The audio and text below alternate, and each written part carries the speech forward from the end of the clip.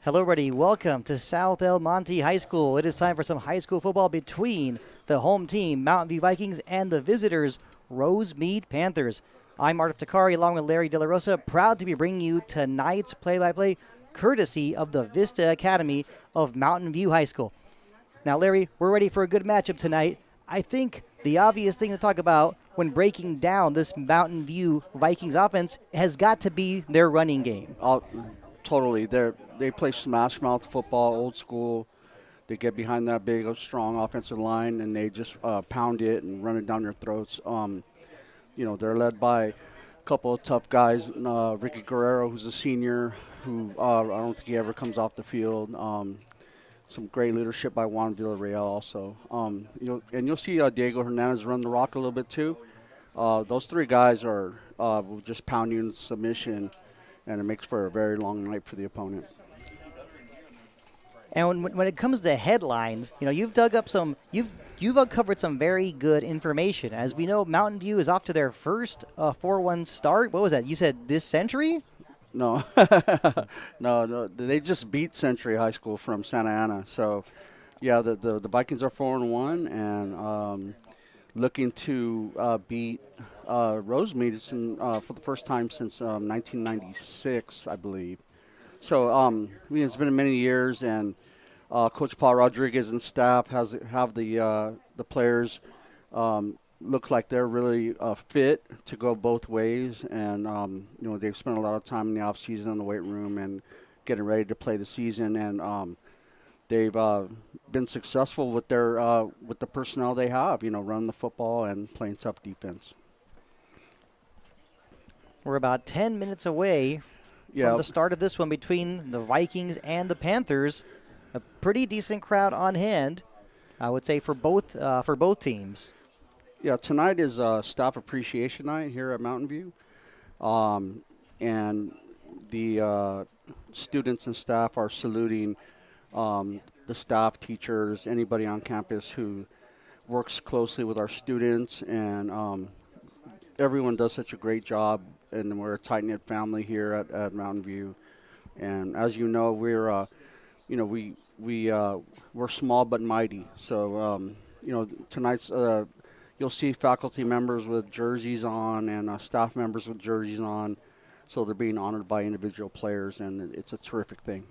Yeah, and the motto of Mountain View High School is to inspire greatness. And I think, I'm looking forward to seeing, some of our great players tonight, seeing what they could do tonight on this field. I mean, they've got to be motivated. They've got to be pumped up. Right. It's the first broadcast of the season for the Vista Academy students who do such a great job covering all the sports here at Mountain View. You can see live streams, volleyball, basketball, softball, and baseball. Brought to you by the Vista Academy. Students who are learning how to do broadcast television, broadcast video, cable, whatever they want to pursue, after high school. So it's a tremendous program. The best all around, led by Teacher of the Year 2 years ago, Mr. Mann, and phenomenal program. And we need those people in the community to understand that, your students who are 6th, 7th, and 8th graders can come to Mountain View and be a part of the great programs we have to offer here on campus. Tonight's game will feature the visiting Rosemead Panthers versus your host, Mountain View Vikings. Getting closer and closer. Mr. Mann killed my drink. We're getting closer and closer to the start of this one. Both teams appear to be ready. Okay, let me get to a couple announcements before we get started here, before the teams run on the field.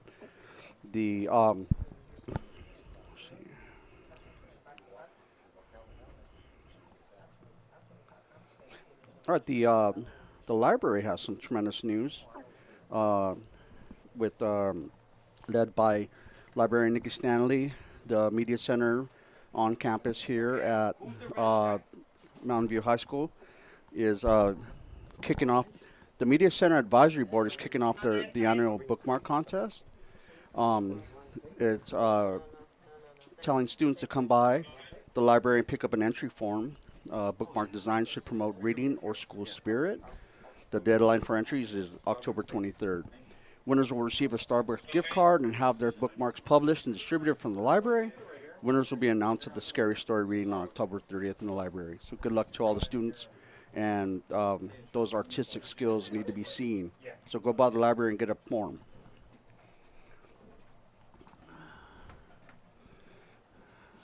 When going back to what these Vikings players will be able to bring tonight to the field, we got to go back to Ricky Guerrero. Like you said, team's leading rusher, scorer, and tackler. I mean, he can do it all. I mean, you have to wonder, how many snaps will he be playing tonight? Will he even get a decent rest? Right. I mean, I don't think that's really an issue for him. No, I don't think so. I don't think Ricky really comes off the field that much. He does everything for the Vikings. And once they get in their game plan, you'll see Ricky. You'll see Ricky running the ball, playing linebacker, making plays all over the field. And Larry, you have the experience of playing high school football. I mean, as you've told me before, you've played offensive line, defensive line. I mean, how do you maintain, your strength, your stamina, when you're playing offense and defense? I mean, how often are you really wanting that rest? Well, it's a testament to Coach Rodriguez and the staff for getting these boys in shape. They've been working since the season ended last year. You can see them all year round, weightlifting, conditioning, speed building, and it's really a testament to the coaching staff to get the kids ready and have them in shape to be able to go both ways. It's a long 48 minutes. You're taking hits every play, and these guys are tough. They just get up and keep fighting. We have the captains coming out. Number 22, Ricky Guerrero. Number 1, Juan Villarreal. Number 10, Diego Hernandez. And number 58, Nicholas Mejia. But first, the singing of our national anthem.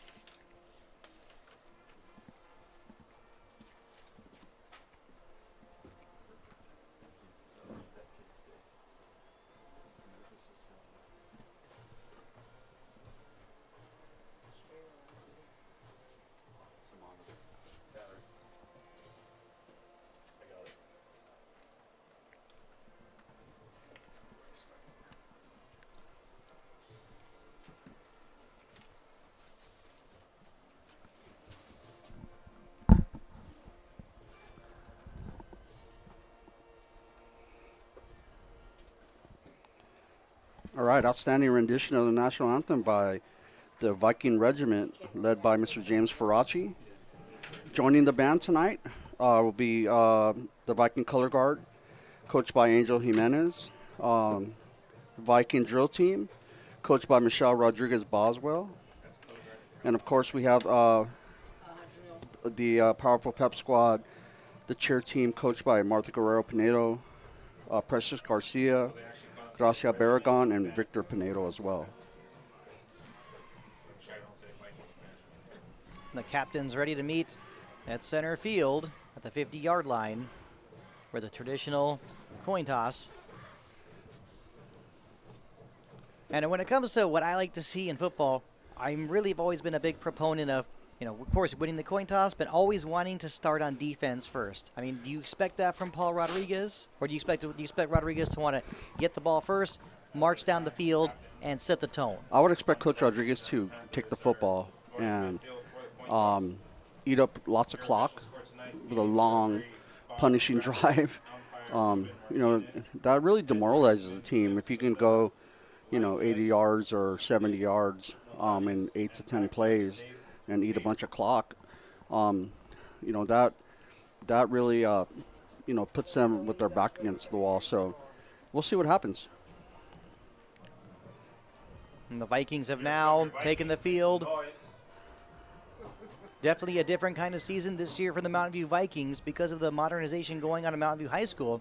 The Mountain View High School Vikings are playing their home games here at Eagle Stadium in South El Monte High School. Yeah, we're really looking forward to the new facility on campus, state-of-the-art facility for football, and it's really exciting. All the improvements happening on campus there at Mountain View.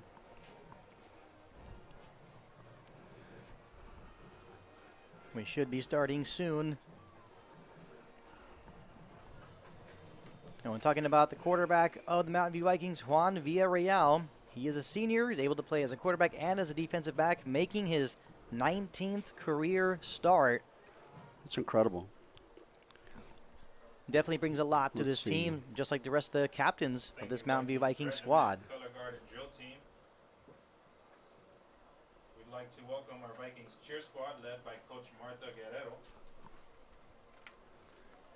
See what's happening here. Looks like Mountain View won the toss and will receive. The Vikings have won the toss and has elected to receive to start the game. So definitely what Paul Rodriguez is thrilled to see. Tonight is Staff Appreciation Night, and Mountain View High School would like And of to course, offer a special we are welcome just to ready all to get this Vikings one teachers, underway. Staff members, thank you for your attendance, and thank you for all you do. We appreciate you. And as we're about to begin, definitely something to share about the Rosemead Panthers. They're coached by Arlen Slayton. Their quarterback is Matias Pineda, who'll be wearing number 0 today. But as we understand, it's not been a very ideal season so far for the Panthers. Yeah, Rosemead is 0-5. But, this is a league game, so, anything can happen. They're a very tough league that Mountain View is in. So, we would expect Rosemead to bring their best game. Again, it's been a long time since Mountain View's beaten Rosemead, so we would expect a great shot from Rosemead tonight, and it should be a great game. And we're definitely ready for this one. Definitely ready for excitement tonight. The fans in attendance are ready. We're just waiting for that whistle from the official.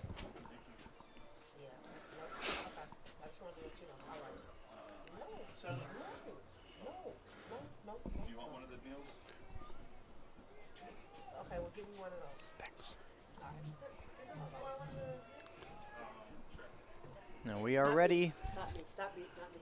I'm full already. You didn't want one? No. I need a fork. Looks like it will be Julian Moreno to kick this one off to the Vikings. We are underway. It is a short kick. But hold on a moment. Looks like there might have been a whistle. Looks like we might have had perhaps a false start. We can actually say that. I think it would probably make more sense to say perhaps maybe offside. Yeah, it looks like an offsides on Rosemead. Again, the players can't Thank you. pass the ball until it's been kicked.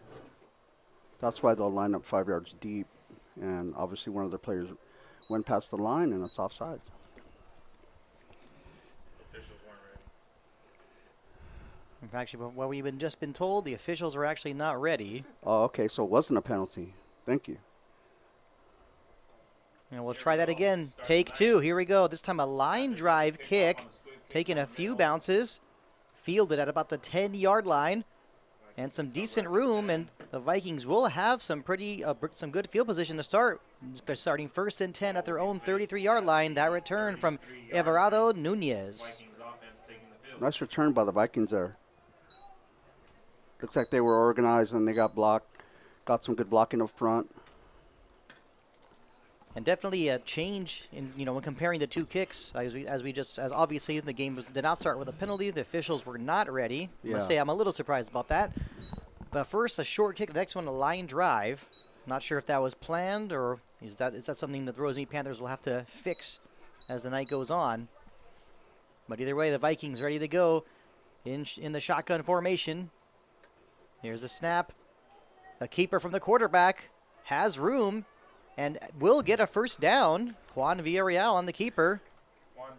Great job on the left side. Little misdirection there from the Vikings with the fake going right and the quarterback keep. And that's a 12-yard gain. And the Vikings going to the hurry-up offense.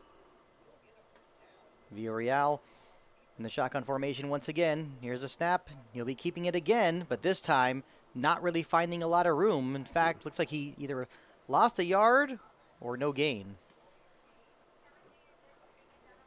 Looks like Rosemead was ready that time. So that will bring up 2nd and 10. Yeah, it looks like they wanted to get Guerrero up and leading through, and they weren't able to. And they were stuffed in the, with a loss of 1, I believe. And here's the snap, the give. They give it to Guerrero again. Trying to turn the corner.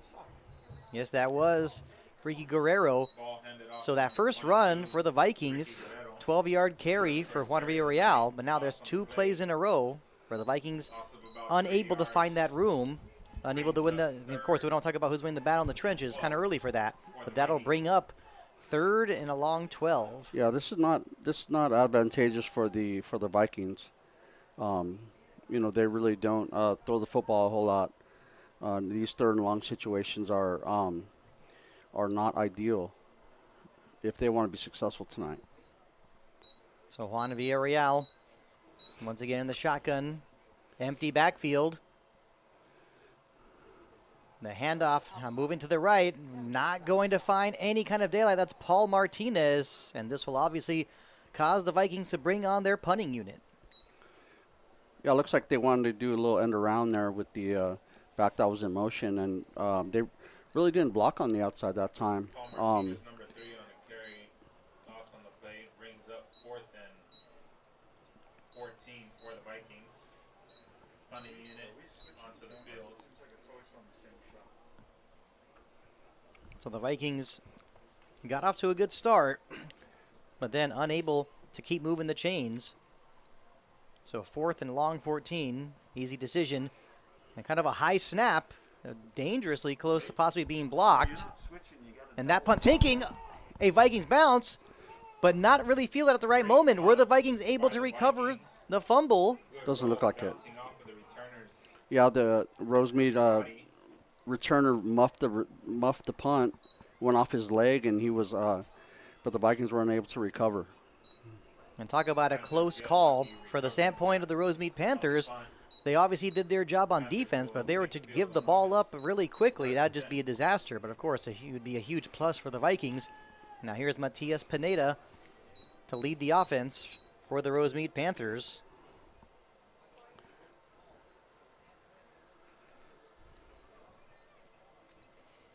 Three wide receivers to his right. The snap, the quick pass should get about 6 or 7 yards. And that time it was Jacob Wong with the reception. Yeah, the quick pass really nullifies the pass rush. The ends on Mountain View are very successful getting pressure on the quarterback. So in the spread look that Rosemead's running, they're trying to get the ball out quick. That was terrific because they had one-on-one on that side. And they were able to pick up, 6 yards, it looks like. So it looks about to be 2nd and 4, 2nd and 5. Yeah. The quick snap, Same quick pass once again. And looks like, yes, it will be enough for a Rosemead Panthers first down.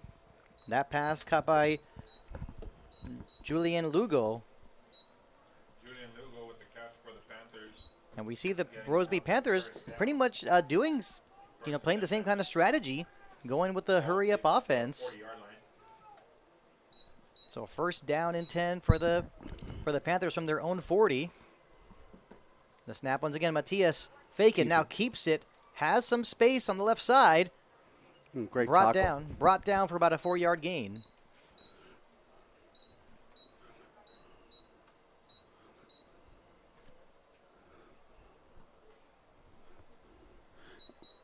Oh, that was 5. Victor Ramon on the tackle. Great open field tackle right there. So that brings up 2nd down and 6. So early on we see the Panthers going with the pass and the run as well. We're now rolling out. Pineda, plenty of space. Gets close. I want to say he gets close to 1st down. This should bring up about a 3rd down and 1. Looks like they're going to measure. Again, Rosemead staying in that same formation with trips on one side and a wide out to the other side. So they're really spreading out the Viking defense and forcing them to cover a lot of space. So it's not a 3rd and 1. It's actually a 3rd and 2. Well, we see the Panthers want to go to the hard count. Here's a snap. Pineda keeps it once again. Able to turn the corner. He's got the 1st down and quite a bit more. Gets to the Vikings 42-yard line. Yes, and it will be a 1st down. Good play call by Rosemead. They get the quarterback out, on the edge, and Mountain View was unable to maintain the edge, so he was able to get up the field and get the 1st down and more. So a 1st and 10 for the Panthers at the Viking 42-yard line. The Panthers definitely feeling like they're in a groove right now, and they're going to keep on doing what they're doing as long as it's working. Pretty impressive drive by Rosemead. And here's the snap.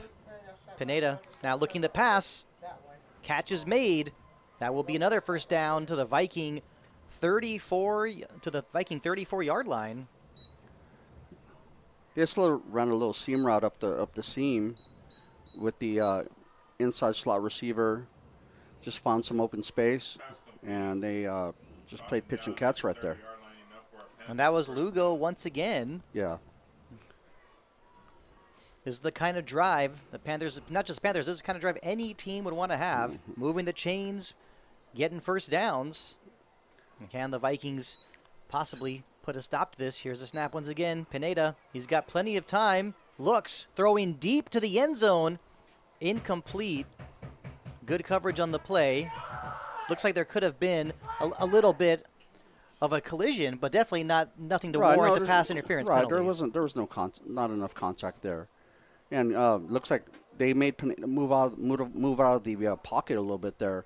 Got a little pressure on the right hand side. That was pretty good to change the launch point, and it looks like it threw his throw off a little bit. Well, the Panthers showing that they're not afraid to go deep. They're not afraid to open up their playbook. Now in motion, that's Lugo. Here's the snap. It was a high snap at first. Might have been a little bit of trouble, but now plenty of space and breaking a tackle going all the way to the end zone for a Rosemead Panthers touchdown. The Vikings had a chance to make a play. It was Dylan Moreno with the carry. Could not be brought down. Panthers have a 6-0 lead. Yeah, the little misdirection there, a little crossbuck action by Rosemead, and the force player needs to make that tackle, and he wasn't able to, and they got 6. Now for the extra point attempt. The Panthers off to a very good start, able to march down the field. Here's the extra point attempt. It's kind of a high snap. Here's the kick. It's up through the uprights, and it is good. 7-0 for the Rosemead Panthers. All right, Vikings. The Teacher Prep Academy, led by Amy Minnick. Next week, Wednesday, October 4th, the Teacher Preparation Academy seniors will start their tutoring for the year at Maxon Elementary School. The Teacher Prep Academy has 2 players suited up on the field tonight, Nicholas Mejia and Herman Montiel. And Ms. Minnick wanted to salute those 2 players tonight. 6:42 remaining in the first quarter. Panthers with a 7-0 lead. Here comes the kickoff. Will we see another line drive kick? No, this one a much better kick. Fielded at about the 11-yard line. Plenty of room. Now being brought down, Everardo Nunez at about the 31-yard line, and that is where the Vikings will start. Another good return by Mountain View. See if we can get something going here. And kind of ironic the way that things worked out. There was a muffed punt. The Yeah. Panthers were able to recover, and they capitalized and took care of business. You know, Yeah, it's and- interesting how quickly things could change. They drove down the field. What did they go, about 70 yards, 80 yards? Yeah. So the Vikings offense ready to get back to work. They're down 7-0. No reason to be panicking. Villarreal in the shotgun. Here's a snap. Looking, throws the pass, and it's actually picked off. And still staying in bounds. But wait, there was a flag on the play. But It's a for late the flag. time being, intercepted. We have to wait for this call. That was intercepted by David Estrada.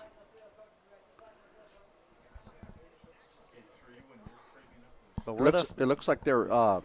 It looks like Villarreal is trying to get the ball up the seam to Antonio Orozco, the young sophomore, and the Rosemead defender broke on the ball a little bit quicker and was able to intercept it. and so it looks There's like a there's flag. so yes, actually looks like illegal contact on the defense. So that will negate the interception. The Vikings dodge a bullet, and it will be an automatic first down.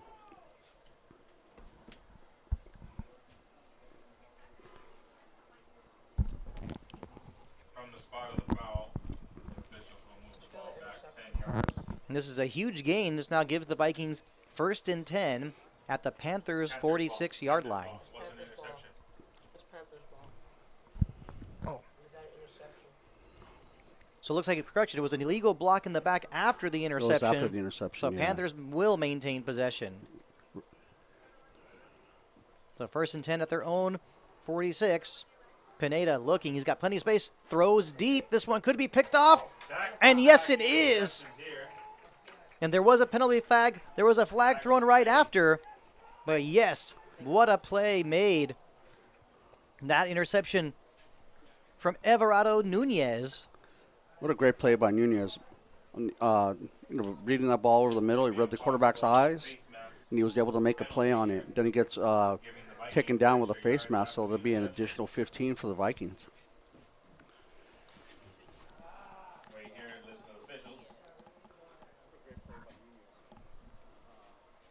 Personal foul, face mask against the Panthers. That's awesome. So the Vikings intercepted the ball at the 25-yard line. We'll get some additional yardage here.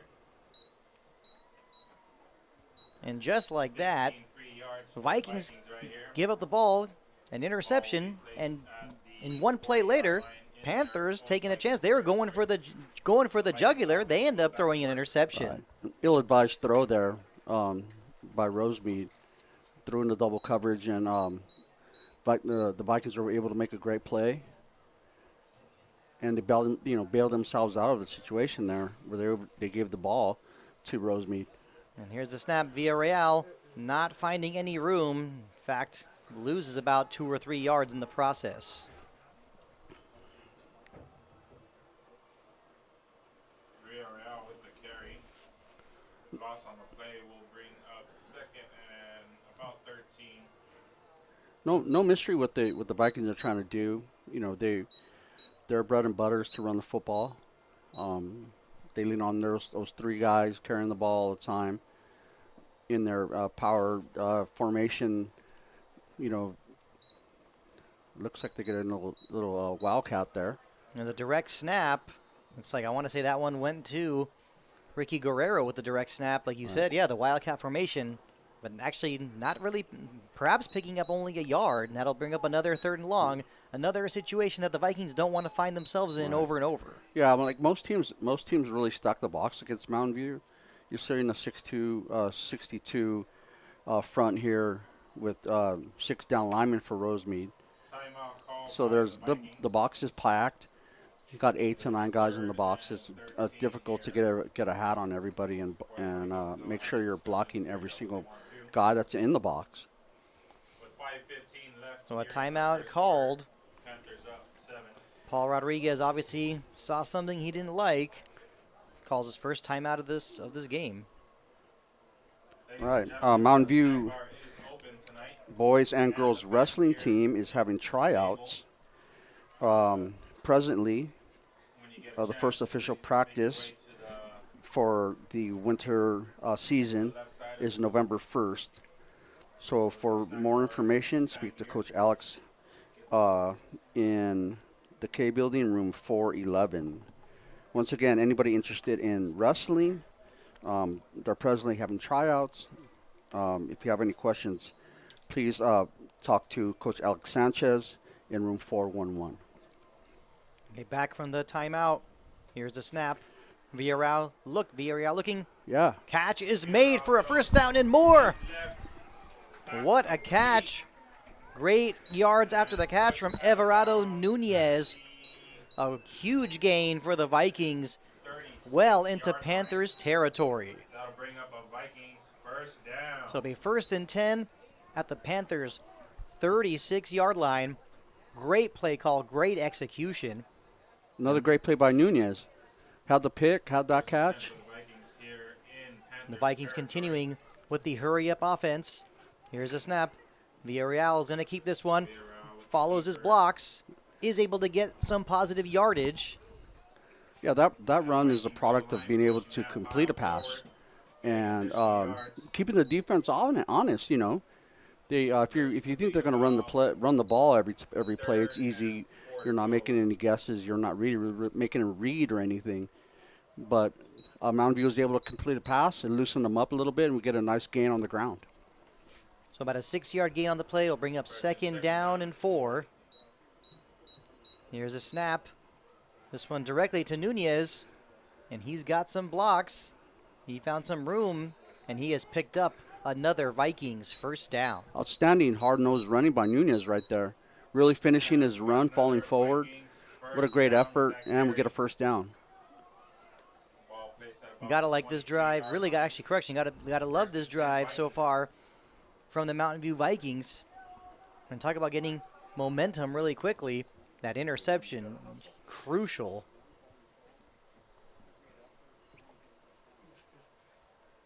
Villarreal in the shotgun formation. They hand up the middle to Guerrero. And another good run. Gets about 8 yards on the carry. It looks like those interior runs are being effective for Mountain View. Instead of trying to run the stretch or get anything on the perimeter, they're just running it straight up the gut, and it seems to be working. There's lots of running room in there for Guerrero. So 2nd and 2, but wait, looks like someone just jumped. That'll be offsides and an automatic first down for the Vikings. That'll be an automatic first down for the Vikings.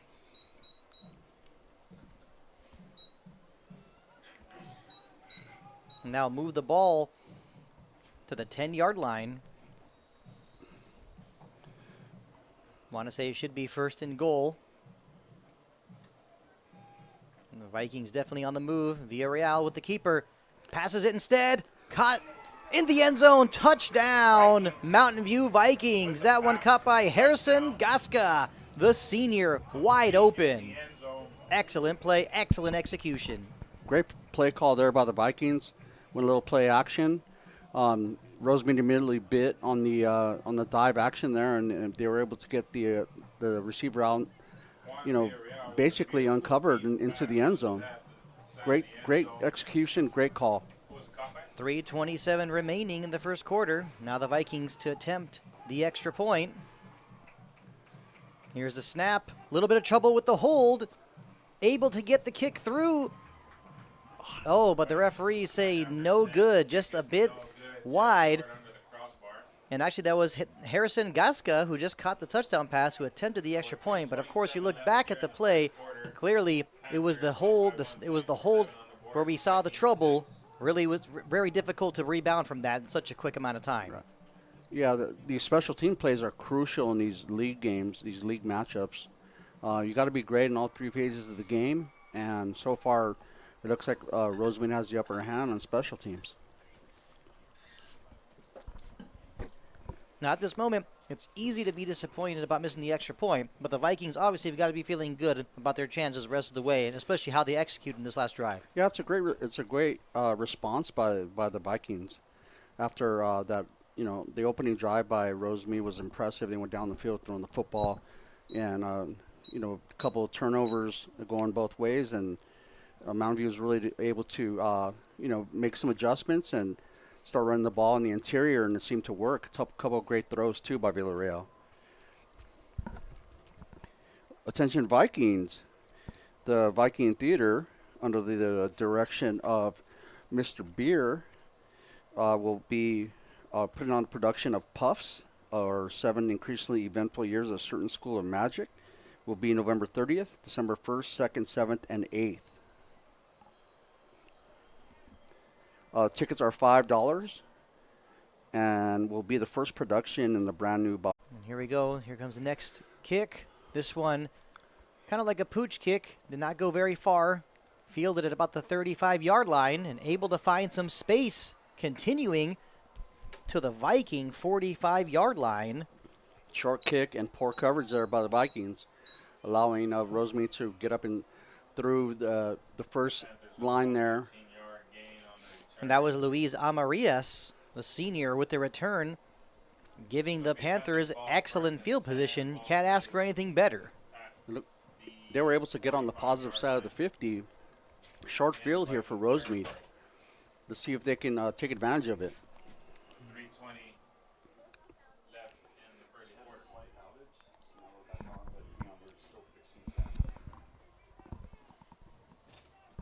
So 1st and 10 for the Panthers from the Viking 45-yard line. The snap, the give, trying to turn the corner.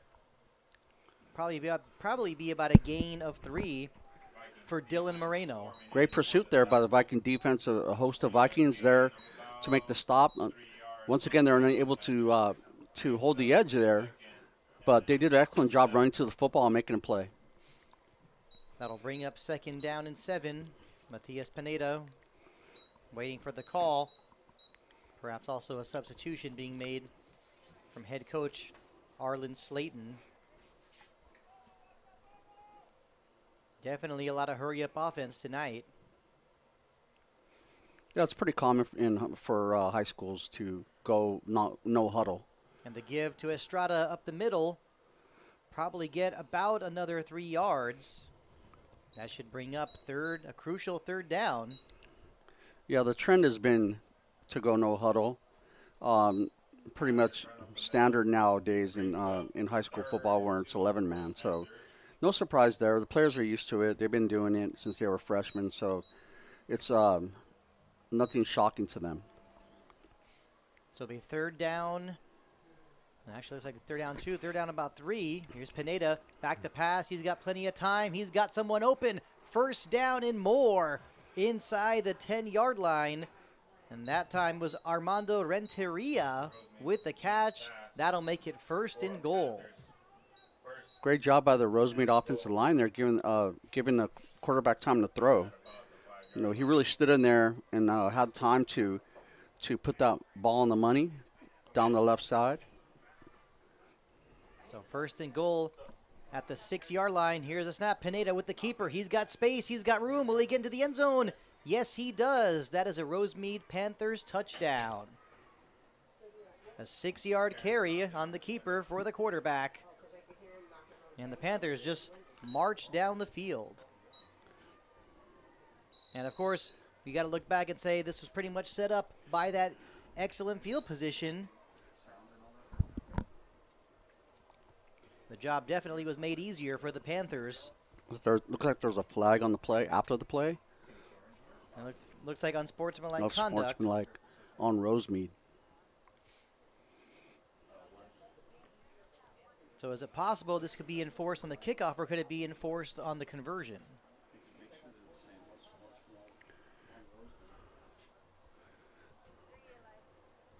Looks like it'll be enforced on the kickoff.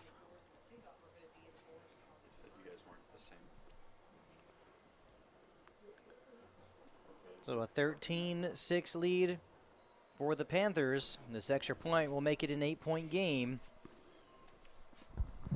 Of course, if it's good. here's a snap.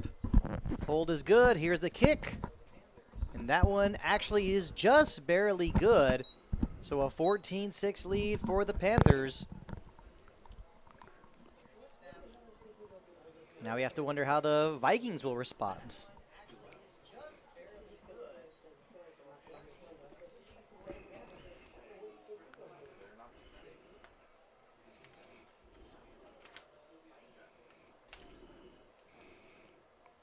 We're at the Viking Choir under the direction of Nancy Ludwig. Fall concert will take place on Wednesday, October 18th at 6:30 p.m. in the cafeteria. Once again, the Viking Choir will have their first performance of the year for the fall choir concert on October 18th at 6:30 p.m. in the cafeteria.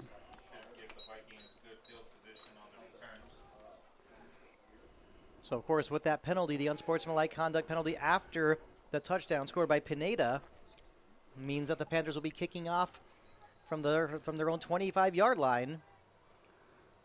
And here comes the kick. A pretty good kick, fielded at the 26-yard line. Definitely some room and some space. And that was a pretty good return from Everardo Nunez to give the Vikings some good field position. They'll be starting 1st and 10 at the Panthers' 46-yard line. Another great return by the Vikings. Let's see if they can capitalize. Special teams definitely always crucial, and we're seeing the kick return game. Like I said, special teams doing a good job. But of course, there's also been those moments as well too. Hopefully that gets taken care of the rest of the way.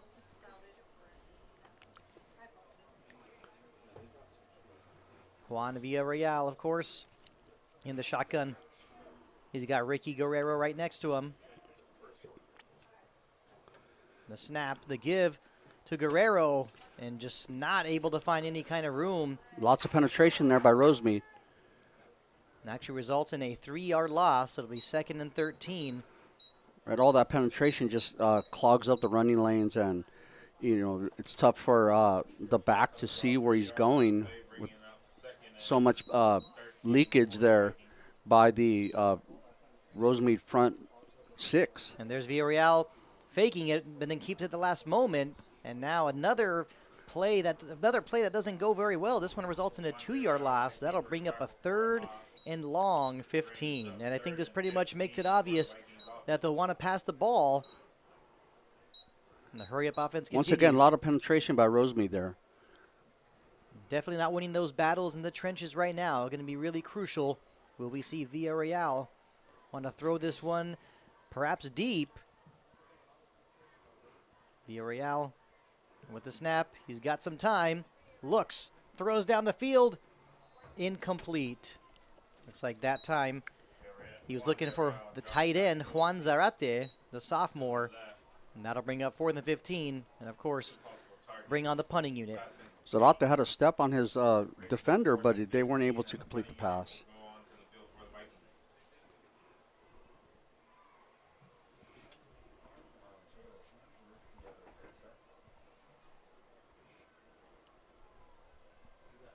Looks like Harrison Gasca ready to punt this one away. And actually, there was a mistake. It definitely was not. That does not look like it was supposed to be a fake punt. But instead, the snap goes right to one of the blockers. And that's where the Panthers will start 1st and 10. So definitely another miscue. Seemed like some miscommunication there between whatever they called the sideline and the punt team. With it being 4th down and very long, it doesn't seem to make sense that they would try to fake it there. So obviously a miscommunication, went to the up back, and Rosemead was able to stop it right away.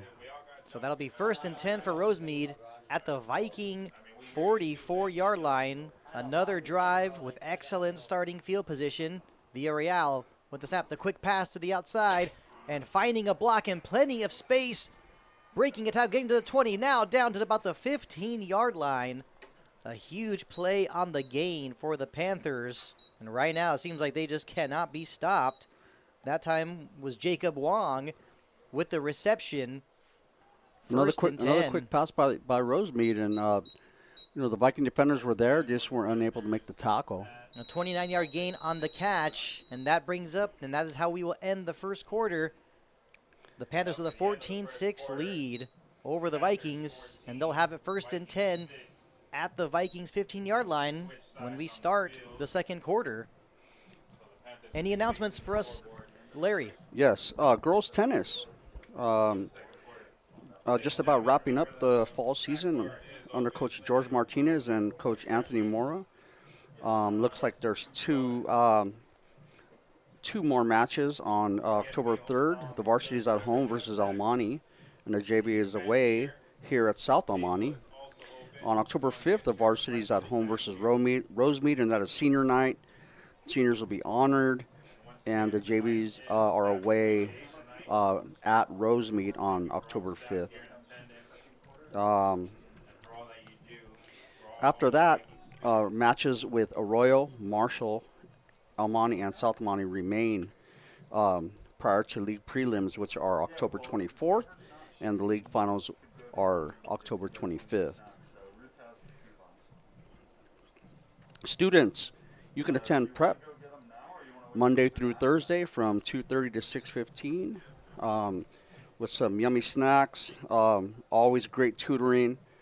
You can work out with strength and fitness class, and they're also offering a driver's ed club to familiarize yourself with the book and test necessary to get your driving permit. So students, if you're staying after school, go visit prep and get involved. And here we go, starting the second quarter. The snap, VRA, the pass, that one's Pineda, but a flag thrown in the end zone. It appears as if it might be pass interference. Well, it didn't seem to be too much contact there, Art. I don't know. It looks like the defender went up and tried to bat the ball. I didn't see much contact. We'll have to wait for the call from the official. And pass interference, yes, on the Vikings. So that should be half the distance to the goal. It will be an automatic first down. And like you said, Larry, talking about, saying that you didn't really see much there. Yes, when it comes to defensive pass interference, if you're playing the receiver, that's an automatic penalty. But it looks like he was playing the ball. But either way, it is an automatic first down. First and 10 for the Panthers. Unfortunate call there for the Vikings. It's first and goal. Here's the snap. Pineda with the pass. And great defense. Great job. Great job wrapping up. And that was Zahn Temir Beck with the catch. Actually, did not gain anything on the catch. Yeah, Victor Ramon was right there. Johnny on the spot was a one-on-one situation after the quick pass, and he made the great play. So that'll bring up second down and goal from the Vikings' 11-yard line. The referee just called timeout again. He pointed to himself, so it doesn't look like any team called timeout. I don't know what's going on here.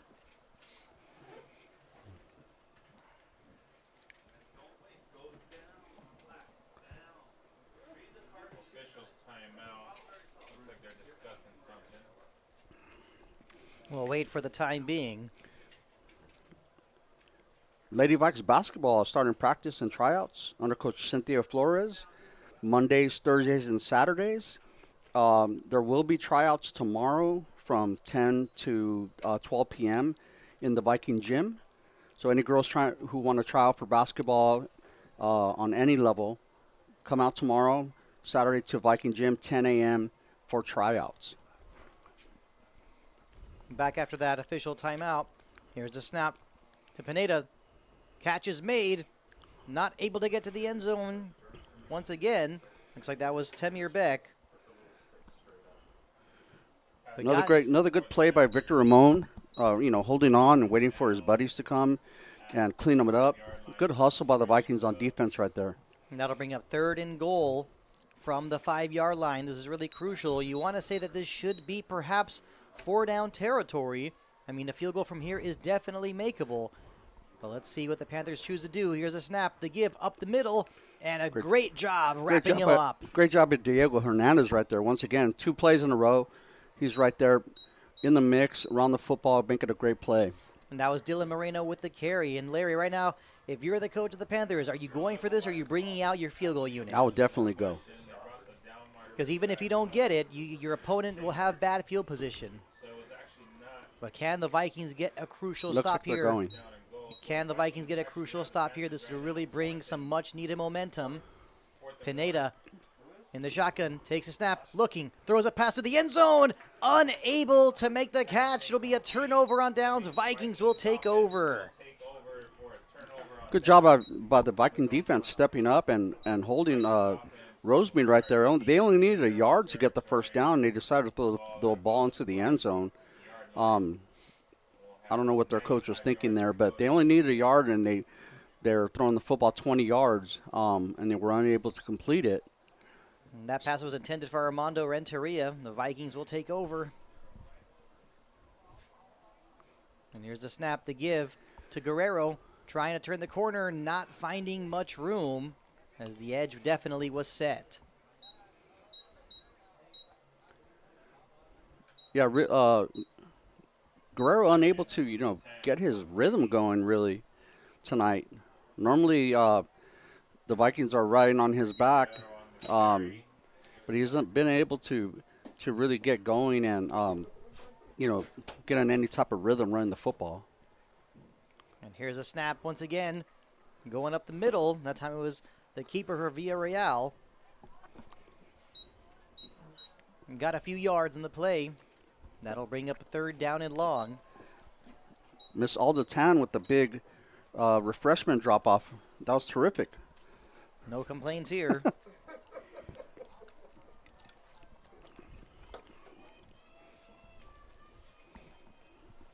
The snap. That time was Villarreal, unable to find any room. And that'll bring up fourth down and about 6. And, of course, punting unit will have to come on. This is one of those situations that's not very ideal, and having the punt from your own end zone. Coach Rodriguez sticking with the game plan. He knows what works for his squad and fits his personnel to continue to run the football, and just unable to get loose right there. This is a big play right here, Art. Big punt here. We need to make sure that we get this off and get it covered. Yeah, this is definitely a place where you don't want to have one of those miscues on special teams. Harrison Gasca, the snap really high. Fortunately, able to get some air on this one. Will it take a Vikings bounce? It definitely did. And it will be downed at about the 48 at about the 48-yard line. The Panthers will be starting 1st and 10 at their own 48-yard line. It's still favorable field position, but definitely a good Vikings bounce on that punt. Yeah, great job getting the punt off after those really high snap, and got a good roll there, and got a little luck there putting the ball on the other side of the 50. So Juan Villarreal, Ricky Guerrero, and the Vikings offense was not able to get anything going. Of course, they had momentum though. You got to credit the Vikings defense for coming up with those stops. Well, let's see how things will turn out as we're quickly getting started with this Panthers drive. Once again, 1st and 10 at their own 49-yard line. Matias Pineda in the shotgun formation. Here's a snap. It's kind of low at first. The give. Now getting to go up the middle now to the right. A very good gain, getting some extra yardage. Not a first down, but easily about a 9-yard gain. Little outside zone there for the Panthers, doing a pretty good job. Their backs run hard, and the Mountain View defense isn't able to bring them down with one guy only. The tackling hasn't been great, and the Rosemead running backs are taking advantage of it and getting extra yards after contact. And that was Dylan Moreno with the carry. 9-yard gain on the play, brings up 2nd down and 1. The give once again to Moreno. He's got a first down and a lot more. Finally pushed out of bounds at about the 27-yard line. Another first down for the Panthers. It looks like the Vikings unable to set the edge again, and Moreno got outside. He's a quick back, and just getting big chunks of yards there. So a first down for the Panthers at the Vikings 29-yard line. And right now, with the way this game is going, with the way Arlen Slayton's offense is moving, it's so far we're seeing that the Panthers have had some trouble, that the Vikings have had some trouble putting a stop to this, but they did, of course, forced a turnover on downs on the previous drive. And here's the pass. Oh, It great is job. caught, but not going to be for any kind of positive yardage. Once again, there's Everado. Outstanding. Great job making a good read on the quick pass and making the tackle. And that was Julian Lugo with the catch, actually for a 2-yard loss. Yeah, not a lot of mystery there from Rosemead with they're basically staying in the same formation and doing those quick passes and handing the ball to Nunez. And Mountain View was able to react real quick right there and made a great play. So a timeout called by the Rosemead Panthers. In the meantime, sure we still have some more important information. All right, Vikings homecoming is October 7th from 7 p.m. to 11 p.m. in the Viking gym. The last chance to purchase tickets will be October 6th at 3:45 p.m. from the activities office. The homecoming football game is versus Gabrielino here at South Almani on October 6th. So Vikings, you still have time to go out and purchase your homecoming tickets so you can be part of the fun at the dance. And we invite everybody to come out for homecoming and as we take on Gabrielino on October 6th.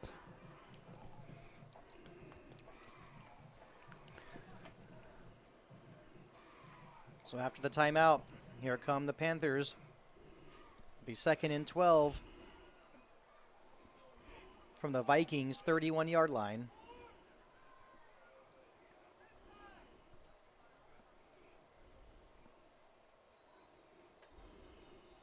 Pineda takes a snap, but wait, there is a flag.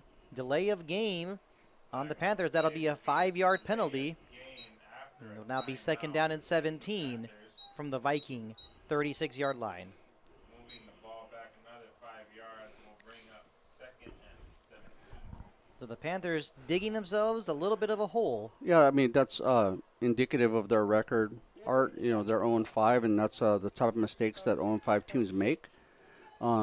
Fortunately, they've made big plays to kind of to counteract their mistakes on getting penalties or whatever. And kind of a low turning snap. the football over. Now throwing this one kind of deep. Yes, Another it is intercepted by the Vikings, and they will take over at their own 15-yard line. Yeah, it looks like Roseman got a little greedy there. They rolled their quarterback out, and they tried to connect once again into double coverage, and the Vikings make another good play. And that was intercepted by Brian Orozco, one of the seniors. What a play. And, this is definitely the momentum the Vikings need. They'll start 1st and 10 from their own 16-yard line. Now, the question here is can the Vikings capitalize on this turnover? Plenty of time, Art. Yes, plenty of time. 6:58 remaining in the second quarter. Juan Villarreal directing his guys where to be, telling his men where to be. Ricky Guerrero in the backfield. Villarreal in the shotgun. Here's the snap. Looking to pass. He's in some trouble. Can he get out of trouble? Throws the pass instead. I want to say it was maybe a dangerous one. It's an incomplete pass. That time was looking for Juan Zarate. Incomplete. Villarreal just trying to make something happen there. Got out of a tackle and was able to scramble a little bit and try to complete the pass down the field and was unable to. Rosemead sticking with that six-man front. Looks like a goal line defense with they're playing man-to-man coverage on the outside. So really stacked box, like I said earlier, and forcing Mountain View to throw the football a little bit. They give that time to Ricky Guerrero. Probably got about a yard or two. That'll bring up a 3rd and long. But going back to that first down play, Larry, you got to like the way Juan Villarreal, avoided a sack. It was only an incomplete pass. It's plays like those that will give the Vikings, it's plays like those that can, you could really make some good things happen. So 3rd down and 8 from Juan's their a own senior. 18-yard line. Juan's a senior. He knows what he needs to do. He's trying to make things happen. Villarreal looking, throws down the field, kind of a wobbler, wounded duck, close to being caught, but incomplete. Incomplete. That was a tough one. That'll bring up 4th down and 8.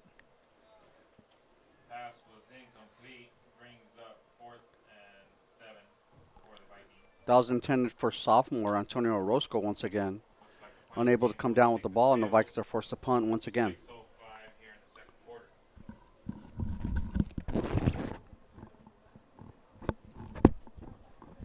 Hot now? When we turn the air back on? So Harrison Gasca on to take the punt. There's a snap, a high one floating. Gets rid of it at the last moment. Dangerously close to getting blocked. The Panthers will start 1st and 10 from the Vikings. We're going to call it about the 45-yard line. Another good job by Gas getting the punt off. Catching those floating snaps he's getting the punt off and getting the ball down the field. That's the most important thing, that he gets the ball off. In Vikings territory. I don't know why they had, well, I say in the summer it'd be a 62 in So here. the Panthers, once again, it's been the theme of the night so far. They've had some very good starting field position. That continues. 1st and 10 from the Vikings' 45-yard line. Matias Pineda having a good night. Kind of a low snap. The handoff. Able to get perhaps maybe a yard, but wait. Fumble. It looks like there was a fumble. Ball's on the ground, I believe. Looks like there was a fumble on the play. Vikings players saying they recovered. And we're waiting for the official announcement. And this Yes, it is a 1st down for the Mountain View Vikings. They'll take over at their own 45-yard line. That play was bad from the beginning. It seemed like the backs went in the wrong direction, and they fumbled the exchange between the quarterback and the back, and they put it on the rug. And Mountain View was once again able to recover and get the ball back with great field position midfield. So a huge play, huge defensive play. The Vikings defense coming up big. Looks like they go with the jumbo heavy package here, And here's a which snap I like. to Nunez. Will he be able to find some room, Everard Nunez get some positive yardage and more? Great hard running right there. About an 8-yard gain on the play. That'll bring up 2nd down and 2. Nunez just really showing out tonight here on Staff Appreciation Night on both sides of the ball. Great half of football from that young man. Actually, it turns out to be ended up being a 9-yard gain, so a 2nd and 1. Let's see if they stick with that package there. Looks like they are. And of course, we know that phrase: "If it ain't broke, don't fix it." Right, and it looks like a little wildcat, and got the big boys in there. And that one goes straight to Guerrero. He's got a 1st down and more. Yeah, that's the Guerrero that the Viking fans are used to seeing right there. Tough running in between the tackles, very physical, putting his shoulder down and running people over. Great job, 1st down Vikings. It brings up a 1st down. Vikings will have it. Vikings have it 1st and 10 at the Panthers' 39-yard line. Of course, it would be perfect for the Vikings to just chew up some clock and end the half with the touchdown. And here's a snap up the middle once again. Oh, wow. Able to break a couple tackles. Still going to the outside. It's about the 25 now. It's about the Incredible 20-yard line.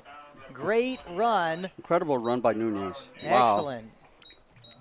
Had a little penetration by Rosemead there, but Nunez kept his feet going, moving, stayed squared to the line of scrimmage, and found a little crease on the outside and got on the edge and finished his run once again. Outstanding.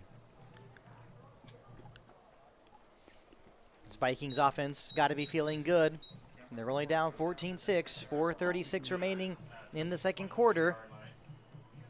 They've definitely been changing things up, like Larry, as you said, going with that jumbo package. Now Guerrero There up it the is middle. again. He's got space. He's going to go all the way for a Vikings touchdown, a 22-yard run. That's Ricky Guerrero that we all know right there. Terrific. Legs churning, tough. Just run running behind those big boys up front. Great execution, got a hat on everybody, and he took it to the house. Great job. And that makes it 14-12, and the Vikings will be going for the two-point conversion. Here's Guerrero. Can he cut it back in to make it 14-14?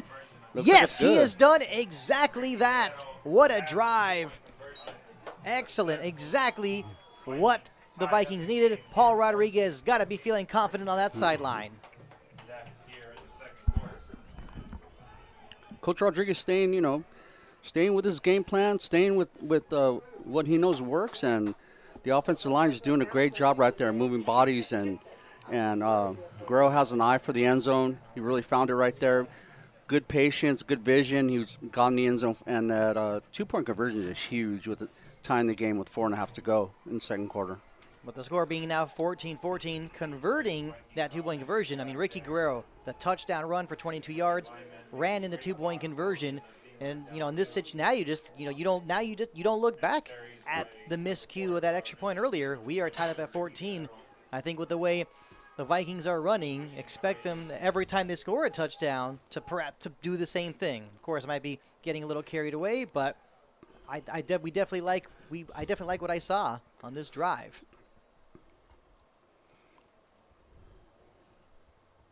The Vikings to kick off from the 40-yard line. No penalties this time. This one actually, you spoke too soon. Yes, I did speak too soon. Goes out of bounds for illegal procedure. Yes, I'll just wait next time to say something. let's just do that. That's the worst case scenario after a big drive and a touchdown and a two-point conversion right there for Mountain View to kick it out of bounds. Big mistake. But, one thing we could say about this Vikings defense, the fact that they were able to force a turnover on downs earlier, is that they have that bend but don't break mentality at times. Yeah, they've been able to make some plays, because Roseman can throw it a little bit. So, they need to stay balanced and be able to defend the pass as much as the run. And they've done a good job only holding them to 14. Now here's a snap. Pineda with a quick pass to the outside. Catch is made. Good for about a 9-yard gain. Good job with the run after the catch. Once again with the sideways pass by Rosemead, real quick. The quarterback's catching the football and throwing it, getting rid of it right away. Pineda's doing a good job putting that ball on the line and throwing a very catchable ball. That was Jacob Wang. Jacob Wang with the catch. So it's a 9-yard gain. Now the carry. Good for a first down and a little bit more. That time it was David Estrada getting across midfield. It'll be 1st and 10 for the Panthers at the Vikings' 49-yard line. Yeah, it seems like Rosemead's pretty right-hand dominant. They want to throw right, run right. They're putting the 3 receivers to the field to stretch the defense a little bit, but they're sticking on the right-hand side and it's been working for them. Pineda, plenty of time, looks deep. This throw, it is caught for a first down and more to about the 12-yard line. And that time, once again, Armando Renteria. He's definitely one of Pineda's favorite targets. A huge gain. A great throw by Matthias Pineda right there. Right on the money, tight spiral. It's a great play. And right after the play, a penalty flag was thrown. So we have to wait and see what took place. But from where the flag was thrown, you got to assume it's quite possibly on the Mountain View Vikings.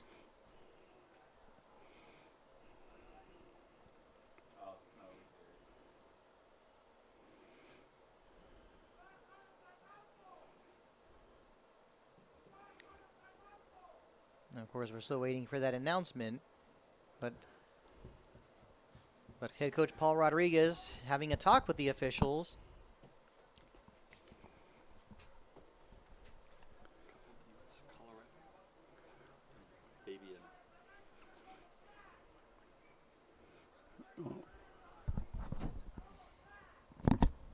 And for the time being, it is 1st and 10 for the Panthers at the Vikings' 14-yard line. It looks like the flag has been picked up. He was through the fact that the guy ran by and he didn't realize that the play was over with. pretty impressive. We have fans looking on from as far away as Texas and Colorado tonight. You know, this academy does such a great job broadcasting these, you know, these games on YouTube. And, you know, it's been a couple of years. We got some fans. And here's great. a snap. It looks like it was, I want to say perhaps maybe a broken play, but Pineda able to take it all the way into the end zone for a touchdown, and there will be a 15-yard penalty for a late hit right after. So a 20-14 lead for the Panthers. It looks like what happened was when the ball hit the ground, the defense stopped, and Pineda was able to get to the outside and make a broken play into a touchdown, unfortunately. So, of course, the touchdown is good. The official announcement from their official, but a personal foul and necessary roughness for a late hit that'll obviously be enforced on the kickoff unless the Panthers elect to have this ball moved up to the 1-yard line and go for 2. But that's probably, but actually that's not what's going to be going on. And the kicking team, the field goal unit does come on to go for this extra point. It seems like a lot of the special teams plays tonight have had some kind of hitches or speed bumps. Never know the way the night's gone. And here's a snap, decent hold, and this one is actually was blocked, but makes its way through the uprights, and it's good. 21-14. Talk about good luck. I don't think it gets any more luckier than that. Right, and you know, these special teams plays are going to be big going into the second half. The team that can be disciplined and execute on special teams, they're going to have the upper hand in this close game. Vikings boys basketball is underway under Coach Jerome Pratt. Vikings return from last year's CIF playoff appearance, and they are in preparation for the winter season. Their first game is in the Sierra Vista tournament starting on November 13th. Good luck to boys basketball at Mountain View.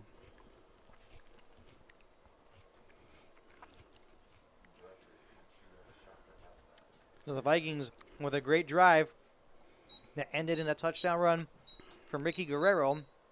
It also had a 2-point conversion run from Ricky Guerrero, but the Panthers answer immediately. Matias Pineda, the quarterback, runs it in for the touchdown. Who's they? Who? The officials will move the ball. And because of the personal foul, unnecessary roughness, late hit penalty after the touchdown means that the Panthers will be kicking off from the Vikings 45-yard line.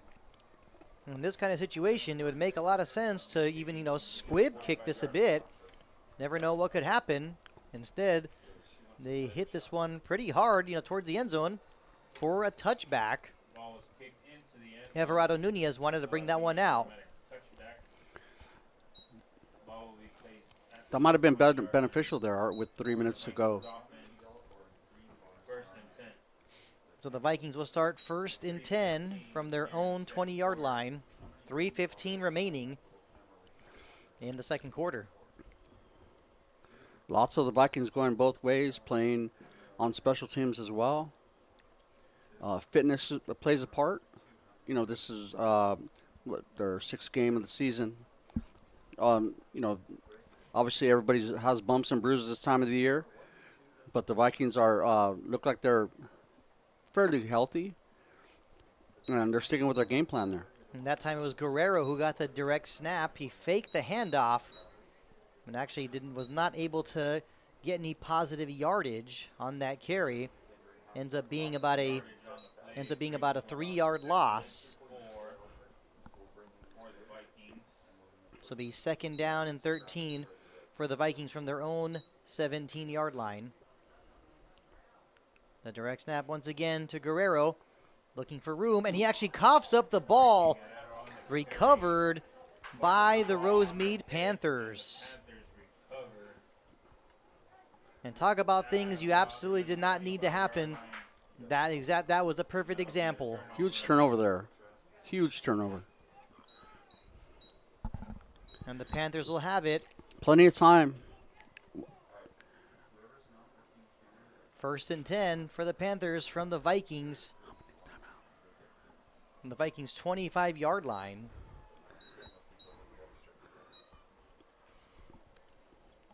I think Rosemead has 2 timeouts as well, Art.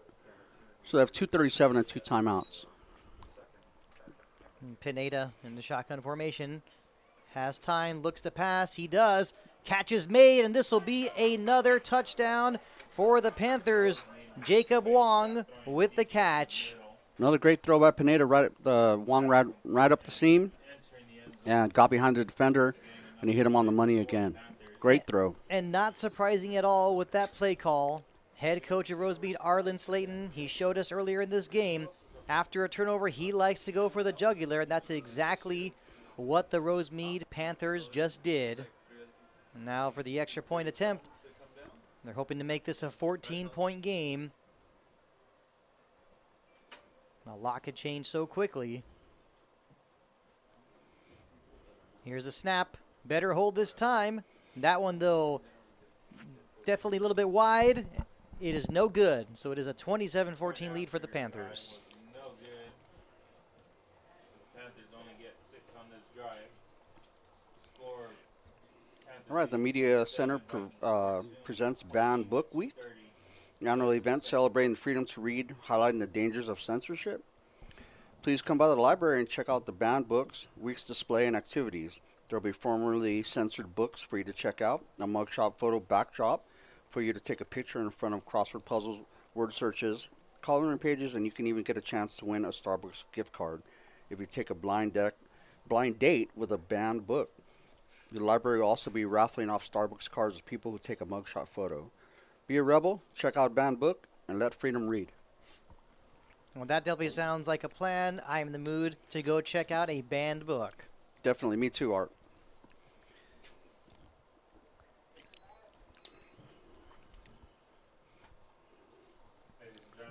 I'm not going to name any possible titles. I'm just going to leave it at that. The Panthers to kick off. They have a 27-14 lead. Go to the snack bar or anywhere. Stay in your seats to enjoy the halftime show by your Vikings. And here comes the kick. This one definitely will be returned with a little bit of trouble. And was the ball coughed up once again? I don't think possession was fully regained. And yes, definitely very unfortunate for the Vikings. The Panthers will have it first and 10 at nearly the same area. First and 10 at the Vikings' 23-yard line. Ouch, is pretty much all we can say from up here. Another big turnover there. And like I was saying before, the special teams execution is looks to be hurting Mountain View more than it's helping. Ball placed at about the 25-yard line. So we got a timeout here. Lady Vikes volleyball dropped a tough one to Gabrielino today. The volleyball's presently 11-9 on the season, moved to 5-5 in league, led by senior outside hitter Jocelyn Becerra and senior assist leader Elizabeth Vargas.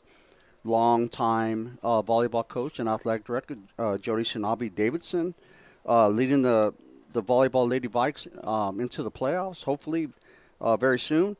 And we wish them all the best and best of luck in the playoffs. Go Vikings.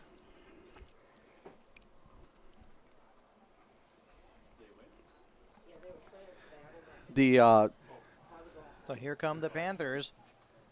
And then we have to wonder, will they be throwing towards the end zone very quickly again? Here's Pineda instead, hands it off. Able to break a tackle. Good for about a 4 or 5 yard gain.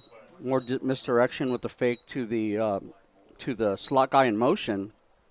They had it underneath and get some good yards there. And that time it was David Estrada with the carry. Got about 5 yards on the play. Nothing too extraordinary from Rosemead. They're sticking with the same 4 or 5 plays. 4-yard gain on the play brings up second. Here's a snap. A quick pass.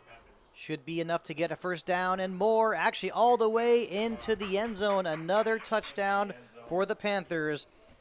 And once again, that catch made by Jacob Wong. A 20-yard touchdown catch brings the score up to 33-14 for the Panthers. Now, will they be going for two to try and make it a 35-14 lead? No, they're kicking. It looks like once again, Pineda with a great throw on the short pass to the outside, and Viking defense unable to make the stop there, and they got in the end zone once again. Here comes the point after attempt. He's been hard to come by, but this one is up and good through the uprights. The score is now 34-14. Panthers with a 20-point lead, 1:44 remaining in the second quarter. And these past few minutes have just been a disaster for the Mountain View Vikings.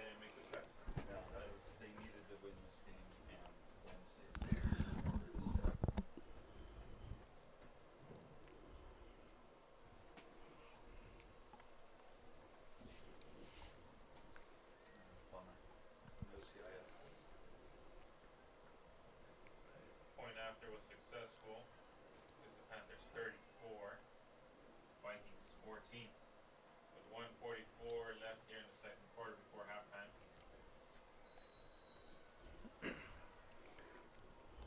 So here comes the kickoff.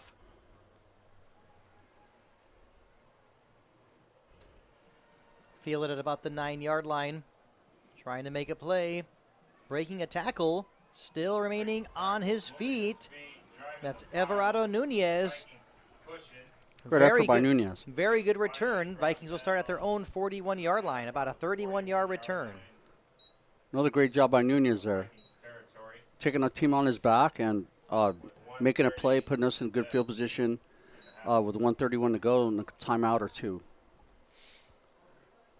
So 1:31 remaining, and the Vikings, I don't like to have to use this word, but desperately need some points to finish this first half. You don't want to look back on the mistakes. You don't have time for that. But if they're able to get into the end zone before this half is over, they'll definitely take some momentum into the halftime locker room. Villarreal in the shotgun. Handoff. There's Nunez again. Did not get very much. Probably actually got no gain on the play, so that'll bring up 2nd and 10 from the 41. No gain on the play brings up 2nd and 10 for the Vikings offense. Clock is running. Clock continues to run. Going to be under a minute here. And the question here is, will we see perhaps Villarreal throw a pass kind of deep? Yes, here comes a pass, but no one in the area. It's incomplete. Looks like the receiver broke off his route a little bit early, and the ball was delivered 10 yards down the field after the receiver. A little miscommunication there. That'll bring up 3rd and 10. Clock stop with the ball hitting the ground. Got 55 seconds.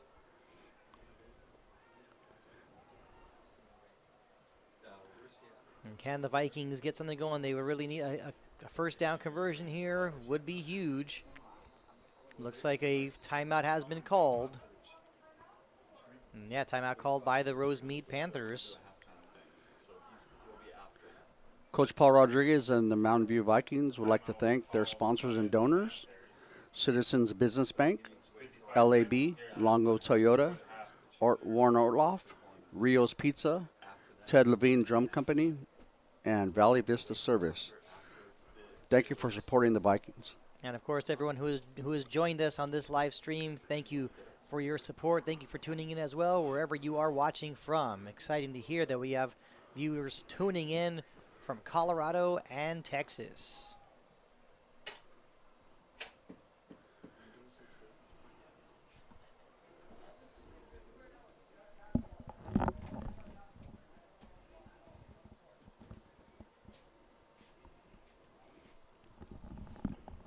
And a quick shout out to Mr. Alfred Mendoza telling the Mountain View Vikings to win this game tonight for his baby's birthday. We would definitely like to see that. Vikings down 20, but plenty of time left. Plenty of football left to be played. Back from the timeout. 3rd and 10 from their own 41. The direct snap, Villarreal. Yes, he's able to take it. He's got a first down and much more. He's going to go all the way. The 10, the 5. Touchdown, Mountain View Vikings. What a play. A 59-yard touchdown run. What a great job by Villarreal taking it to the house there off the right side. Got some great running room there provided by that big O-line, and he took it to the house. What a huge play at the end of the half here. Exactly what they needed. The lead is cut to 34-20. Gerson Gasca on to attempt the extra point. What a run from Juan Villarreal. Here's a snap. The kick, that one is up, and it is good. The lead is cut to 34-21. What an answer from the Mountain View Vikings. I just earlier was just saying how they really needed to find a way to get a touchdown before the half was over, and it came sooner than expected. Great call, great play, and great effort there by Villarreal again.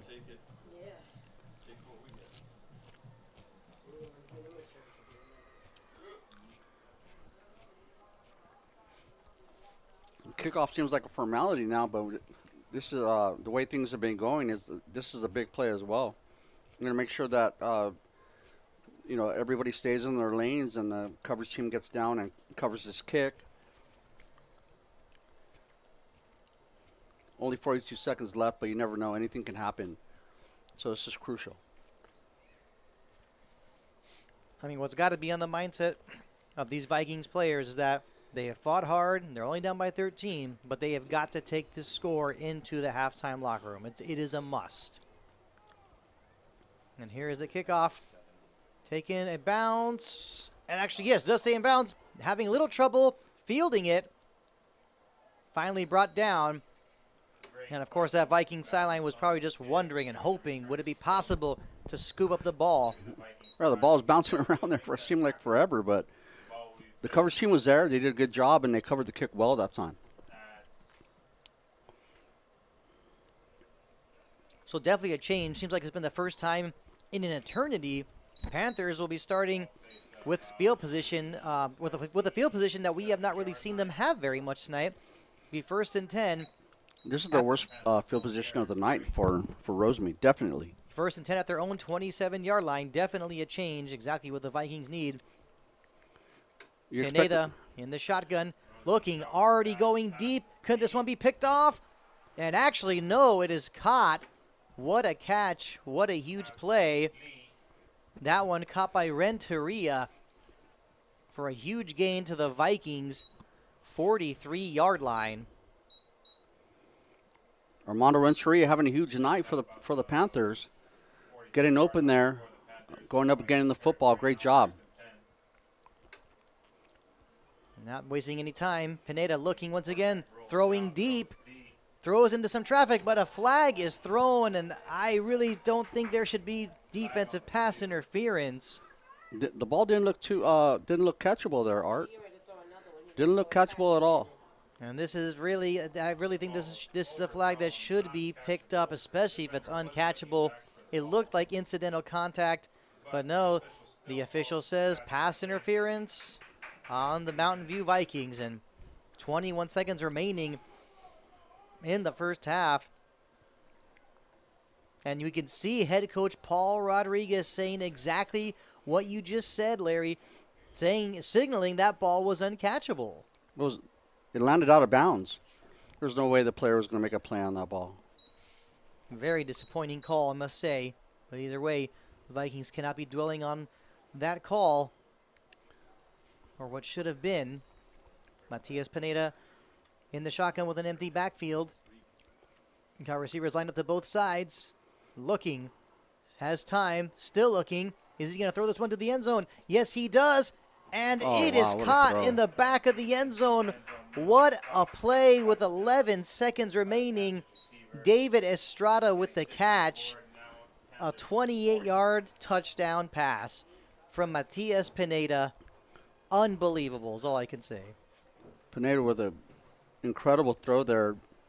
You're rolling out, finding time, plenty of time for him to throw, and he just threw a dart right there, about 45 yards. Incredible.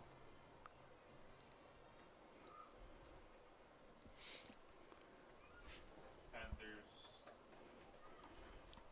field goal unit on the field. Correction, their offense staying out there, going for a 2-point conversion. And to our surprise, the Panthers will be actually going for two. Chasing points. Pineda with the handoff up the middle, Run up the middle, and it is a 2-point, and the point 2-point try conversion good. is good. That'll give the Panthers 42. And that was David Estrada Vikings with the carry up the 21, middle. 11 It is seconds now to go here in the second quarter. 42-21. 11 seconds remaining in the second quarter.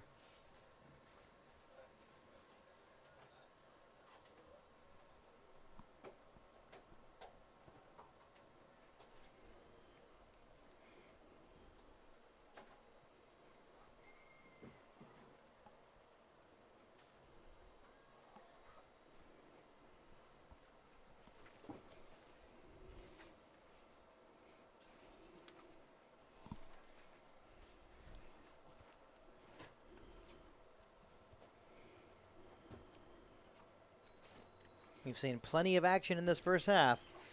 Do the Vikings have a trick up their sleeve with 11 seconds remaining? Here's the kickoff. Having trouble fielding it. By this point, I was pretty much about to suggest to just fall on the ball. And that was Victor Ramon who had a little bit of trouble with it. 4 seconds remaining in the first half. I don't think Paul Rodriguez will tell his quarterback to take a knee. I think he's going to say, we're going to run this ball and hope that the best happens or something good happens.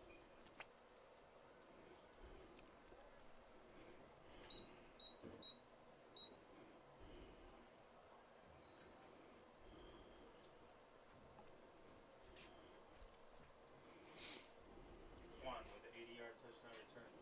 Touchdown.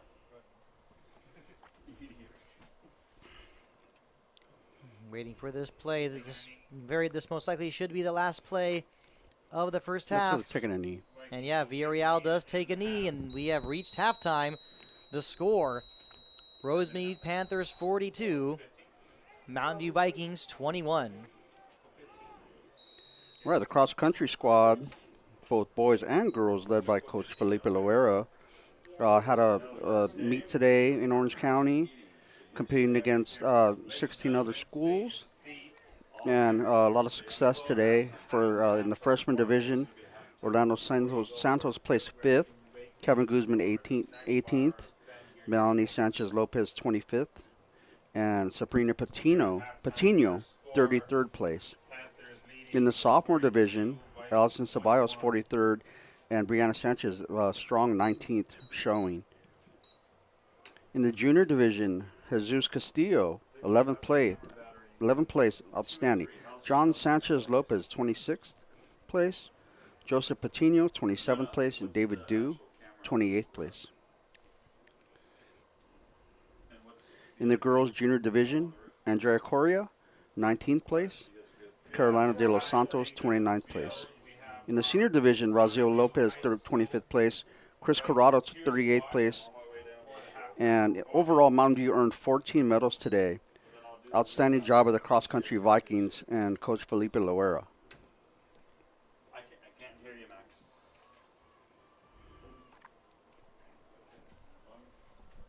We'll be back in about 15 minutes for the start of the second half. Once again, the halftime score, Rosemead Panthers 41, Mountain View Vikings 21.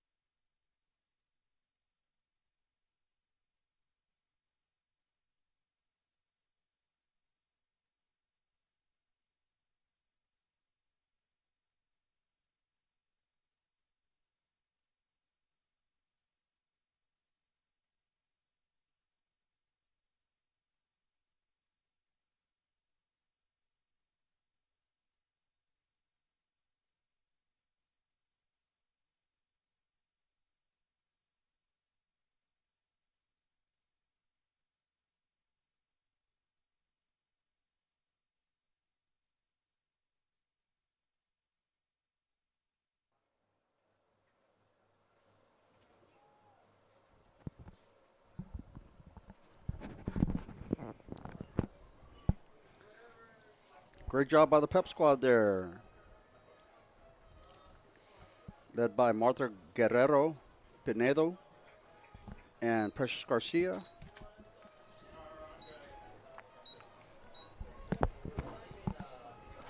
And we are back for the start of the second half between the Mountain View Vikings and the visitors, Rosemead Panthers. The Panthers with a 42-21 lead. And the Vikings, of course, they know they have the ability to get back in this game. But to start the second half, the Panthers will be receiving the kickoff. Once again, this live stream is brought to you by the Vista Academy students and under the direction of Mr. John Mann.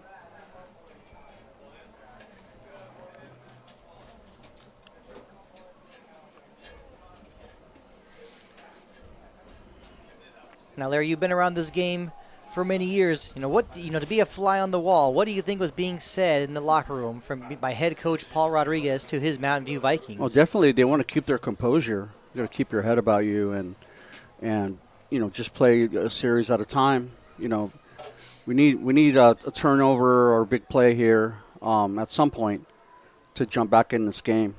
And a short kickoff from Gasca, fielded at about the 35-yard line. And a good return that'll go all the way to basically midfield, be 1st and 10 for the Panthers at the Vikings' 49-yard line. Ball is down at about the 46-yard line. Great run there by Luis Amarillas, 24, tough running through arm tackles of the Vikings, Right at midfield. and getting the ball to midfield for Rosemead here in the first series of the second half. Vikings need a So another instance of good field position.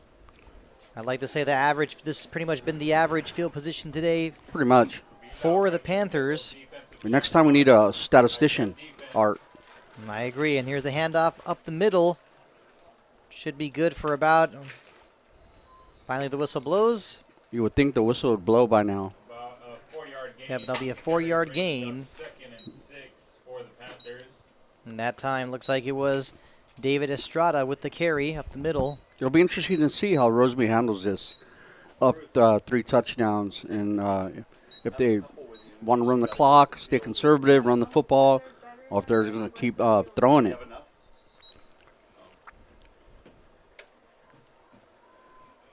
They're in their usual trips formation to the wide side of the field.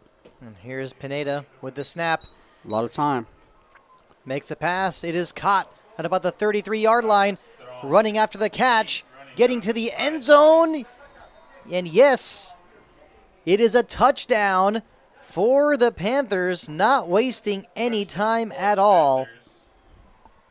And that time, it was Julian Lugo.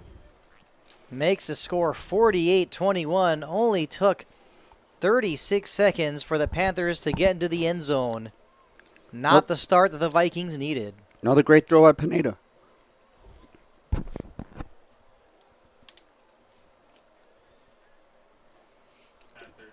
field goal unit on the field for the The receiver had a defender in front of him, and he was able to get the ball over his head, out of his reach, and connect with the receiver, and he broke a tackle and took it to the house. Great effort. 46-yard touchdown pass, and going for 2 are the Panthers. And yes, they get it. Once again, David Estrada makes it 50-21. So for the Panthers, they basically were saying, head coach Arlen Slayton basically saying, forget about the extra point. Let's just go for 2, do what's working. And right now, everything is working for the Panthers. I'm not sure why they went for 2 there, Art. Seems a little bit rubbing in the nose of the Vikings there, going for 2, being up, 4 scores. But you never know. The kicker may be injured, or there might be a reason they went for 2 that we don't know about. So we got to give coach the benefit of the doubt. Yeah, that's true. We can speculate all we want. But Right. Either way, We don't know. the Panthers with a 50-21 lead. The Vikings definitely with their work cut out for them. And here's the kickoff fielded at about the 10-yard line to about the 20. Now to the 25 to about the 26-yard line. A decent return. All right, one series at a time here. We need to have productive possessions here and get points every time we get the football down 4 scores. Now is Victor Ramon on the return. And a 29-point lead for the Panthers. There's a lot of time, a lot of football left to be played. But one thing's for sure, the Vikings need points, and they need to get them as quick as they can. But of course, they got to stay focused and just run their offense. Here's the snap. Villarreal, patient, following his blocks. Started about the 32-yard line, gets to the 36 for a gain of 4. That'll bring up 2nd and 6. Vikings offense with a gain of 4 on the play, bring up 2nd and 6. Villarreal. Mountain View not panicking. They're sticking with their game plan. They get Villarreal up and through with the lead blocker there for a couple good positive yards. Villarreal with Guerrero in the backfield. Here's the snap, looking to pass. Incomplete. That time I want to say he was looking for Antonio Orozco. And that'll bring up 3rd and 6.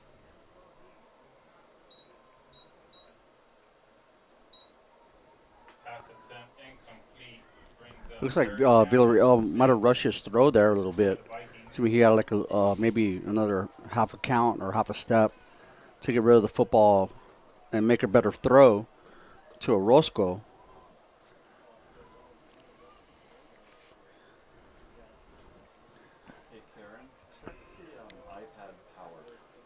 It's a big ask to have kids, to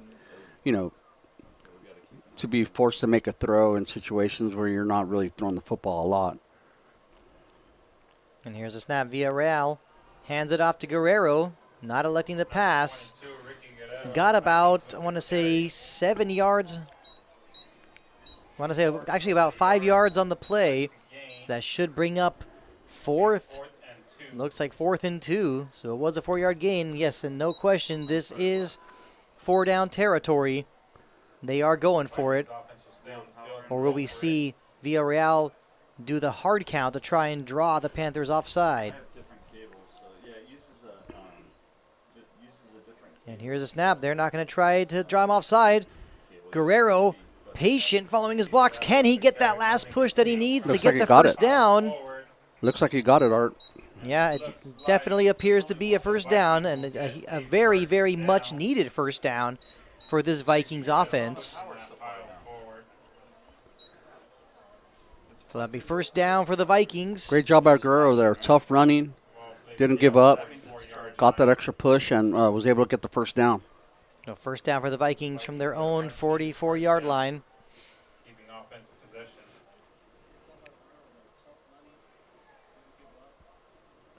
Villarreal takes a snap in the shotgun formation, looks to pass. It is caught by Nunez. He's got a first down and much more. Running down He's the still sideline. going. 20. Finally pushed out of bounds at about the 14 or 15-yard line. A huge gain. Great catch and run from Everardo Nunez. Great execution there by the Vikings with the little drag route going across the middle. They had Nunez on the run, and he was able to turn it up and get big yardage there. Huge play for the Vikings. Be first and 10 for the Vikings from the Panthers' 15-yard line. Mountain View Vikings on the move. The handoff to Guerrero. Able to turn the corner, cuts back, continues, gets close. What a great effort by Guerrero. Looks like he got another first down or close to another first down. 9 yards on the carry will bring up 2nd and 1. So a 9-yard gain on the carry. It looks like the Mountain View can still get a first down here. So 2nd and 1. The give is to Guerrero, but hold on, a flag is I thrown. don't think we were set. You want to assume it could be false start, which we have not really seen any false start penalties tonight, surprisingly.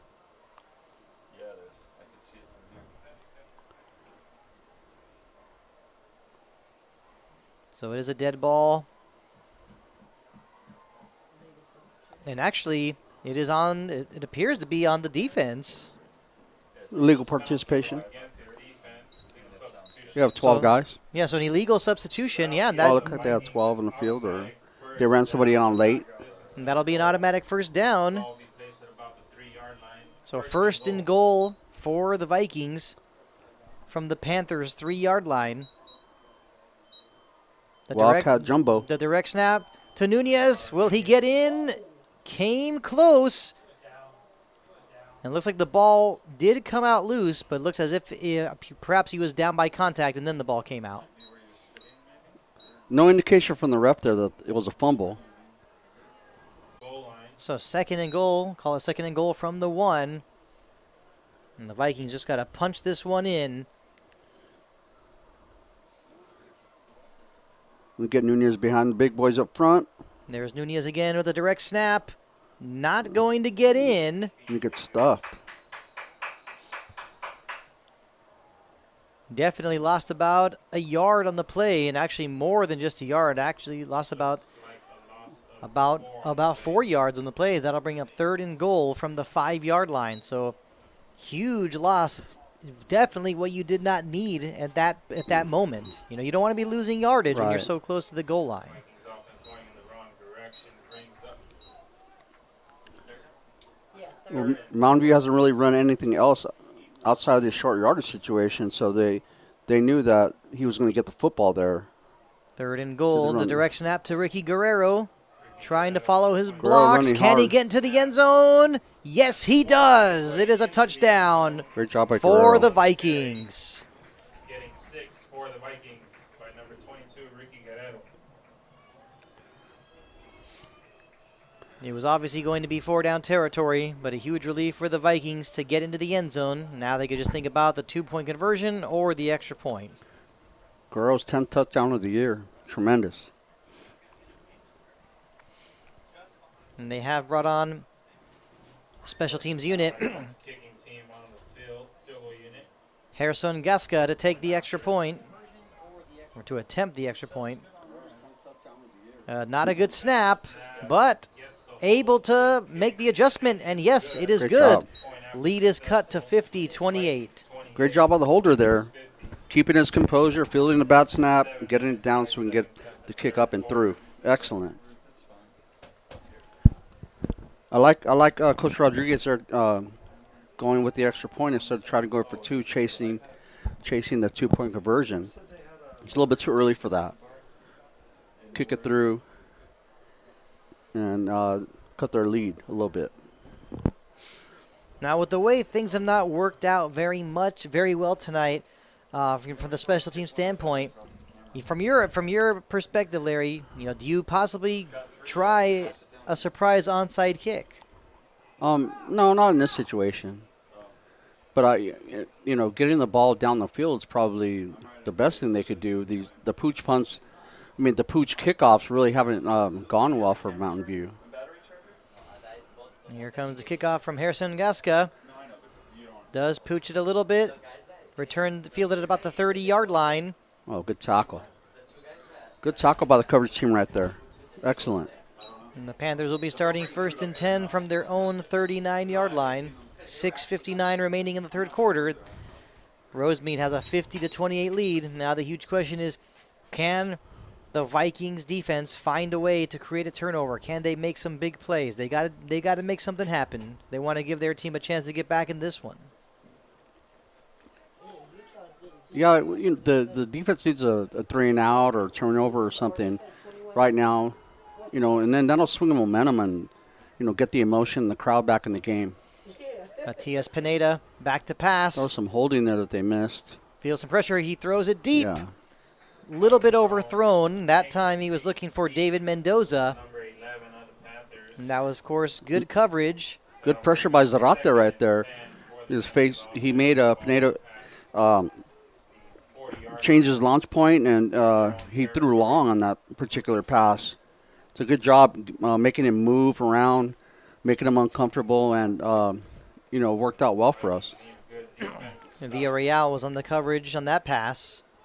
Intended for Mendoza. 2nd and 10. And looks like there was some movement. You have both sides, both lines pointing. So who's this penalty going to be on? You have the Vikings defensive tackles saying it was a false start. Well, let's see. Here's a dead ball announcement. Yes, it is a false start. So a 5-yard penalty on the Rosemead Panthers will back them up to 2nd down and 15. 5 yards back, making it 2nd and 15 for the Panthers.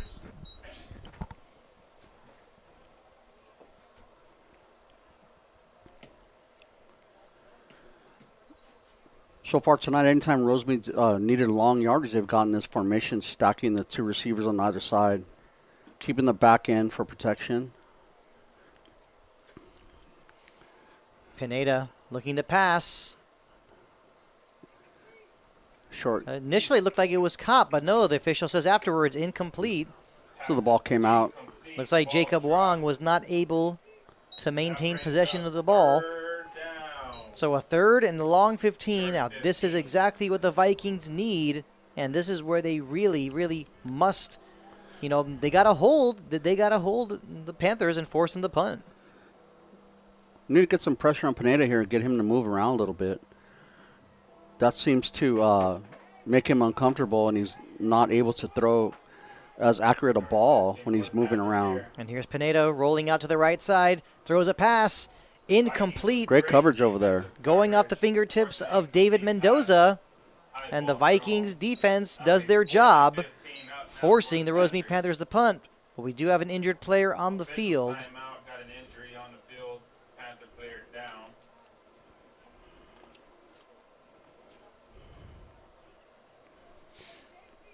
Vikings come out and support your Lady Vikings volleyball squad as they honor their seniors on Wednesday, October 4th, versus El Monte in the Viking gym. Come out, support the seniors, and it's a special night to honor Coach Jody Sanabi Davidson as she has decided to retire from coaching at Mountain View. She's been the volleyball coach for a long time, for many, many years. Lots of success under Jody. And she'll be honored as well on October the 4th in the Viking gym beginning at 3:30.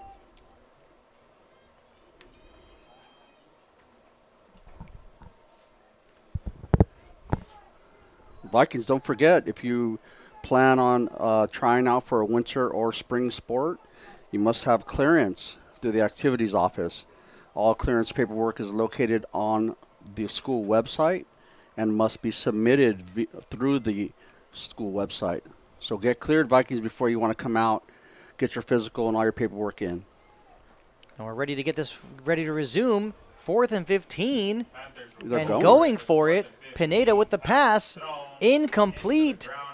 And the Vikings will take over. Turnover on downs. And Larry, from your point of view, I mean, that certainly had to be a bit surprising. Why go for it? 4th and 15, deep in your own territory. I don't know. I think maybe they think they have the clock on their side. We never know what coaches are thinking. You can't really speculate. But they turned it over on downs in addition to a penalty too. So Mountain View declines the penalty. They get the football right there, short field. Got a little bit of momentum here. If we can punch it in here, then that changes the dynamic of the game. And the Vikings will have it starting, after the turnover on downs, be 1st and 10 for Mountain View from the Rosemead 34-yard line. Vikings here in Panthers territory with a short field. And, I just had no choice but to say this, but, I mean, is that the coach on the other team, is that Brandon Staley? I mean, going for it on 4th and 15 from his own 34-yard line? I mean, he's the only coach in the NFL who actually would do something like that, but here we go. Here's the snap. Villarreal looking to pass. Catch is made by Everardo Nunez. He's got a block. He gets away to the 20. Pushed out of bounds at about the 19-yard line. It'll be 1st down. Great throw, great catch, great run. A 14-yard gain on the catch. Terrific first down play there for Coach Rodriguez on the Vikings. So they get to the 20-yard line. 14-yard gain on the play. Villarreal to Nunez. The Vikings determined to continue cutting into this lead. Villarreal in the shotgun formation. He gets a snap, had a little bit of trouble with it, actually has to fall on it to make sure that he does not cough it up. Ill-advised, bad timing there with the bad snap. Unfortunately, 5 yards. kills. That's a momentum killer, Bringing up a little 15 bit. for the Vikings. It- But we were able to maintain possession. So that was a good play by Villarreal. Very heads up, not trying to do anything too much, and we still have 2 downs to go. You know, and also you also want to say too that this is 4-down territory. So even if you find yourself in second and long 15, think of it as a 2-play chunk because Yeah. there's no need to bring out the field goal unit in this situation. Villarreal looking to pass. He needs to get rid of it. He does. Oh, that was very close. Unable to connect Yeah. with Gerson Gasca.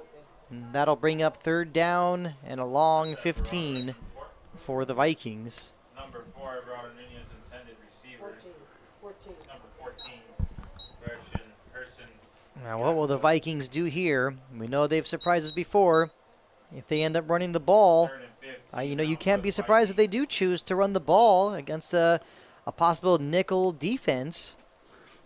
Villarreal needs to make something happen. He's got the snap, looking to pass, throws towards the end zone for Orozco, and actually it is intercepted Pass is intercepted at the 3-yard line. 3-yard line. Oh, a huge play. Not a bad turnover there. We get him pinned there on the 3-yard line. Just as good as a punt.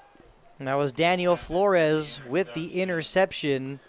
And will take over on offense at the 3-yard line. Deep The young sophomore Antonio Orozco, getting beat to the ball there. He needs to fight a little bit more, trying to get to the football. Well, defense made plays on the last drive. Can they do it again? The handoff up the middle, able to break a couple tackles. And that ends up being a pretty good gain of about 8 yards. Is that Moreno again, Art? Panthers with the Man, he's running hard. kicking in 2nd and Hats off to that young man. Putting his hand down on the ground, keeping balance, turning his legs. Great effort. An 8-yard gain on the run brings up 2nd and 2. The handoff up the middle once again. That's definitely going to be a first down for the Panthers. Getting to about the 18-yard line. Panthers get a first down.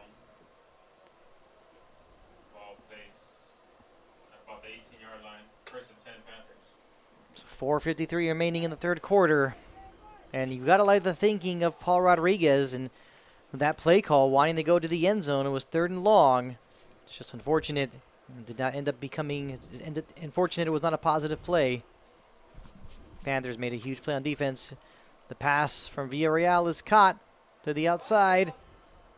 Able to turn a short catch into about a 10-yard gain. And that time it was Jacob Wong. And that should be another new set of downs. The Panthers going to the well again, with the short pass. Breaking tackles, getting positive yards. This receiver core for Rosemead's having a great night. Catch. So it'll be 1st and 10 for Rosemead at their own 27-yard line. Matias Pineda, of course, having a great night tonight. Back to pass.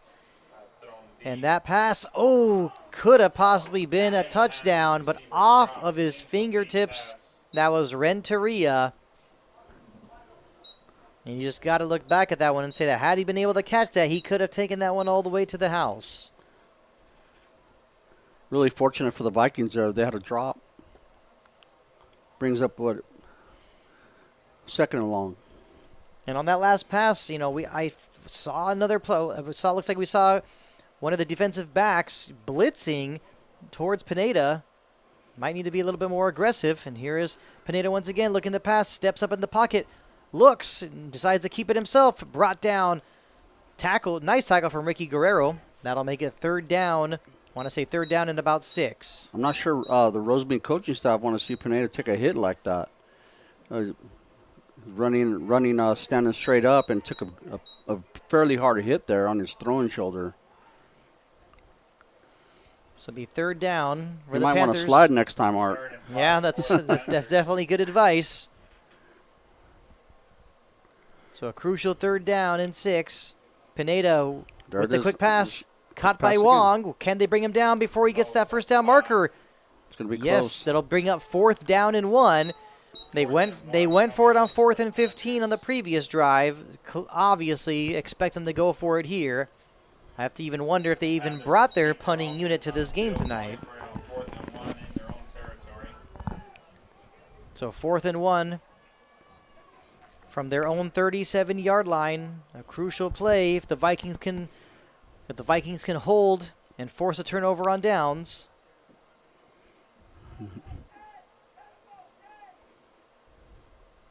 We see Pineda try and work the hard count. He's waiting for the call from the sidelines. Everyone's down and set. Pineda with the handoff up the middle, easily a first down for the Panthers. And that time it was David Estrada. Made it look easy. Very aggressive there by the Panthers, going for it on 4th down from that field position. And that'll make it 1st and 10 for the Panthers from their own 42-yard line.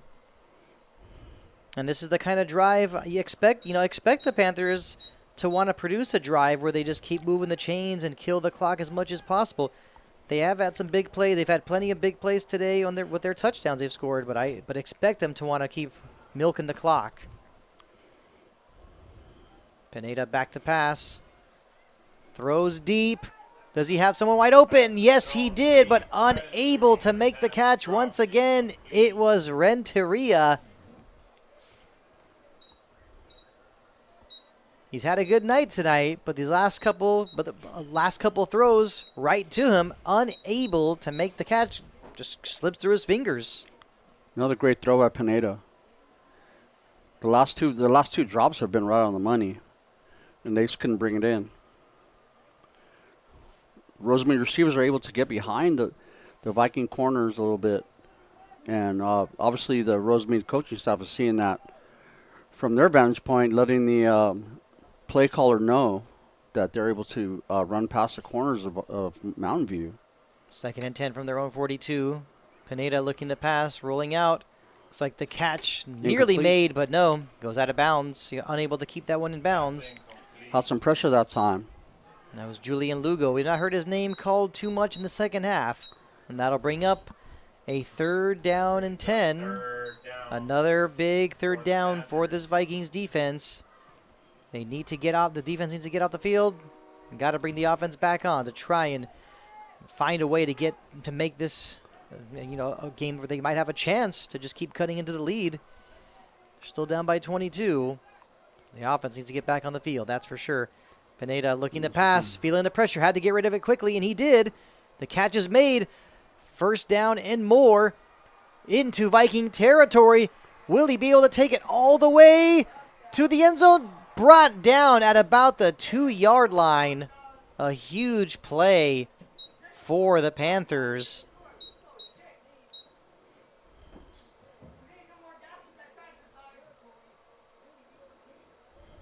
And looks like that was David Wong with the catch.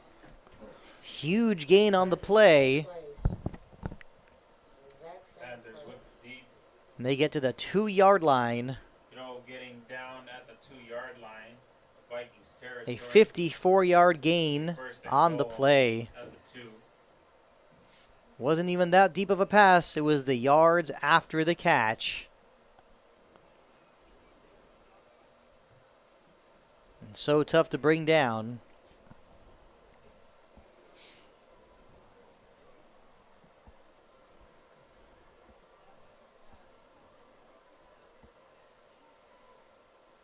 And here's a snap, the give up the middle, and it is another touchdown for the Rosemead Panthers. And once again, David Estrada makes it 56-28.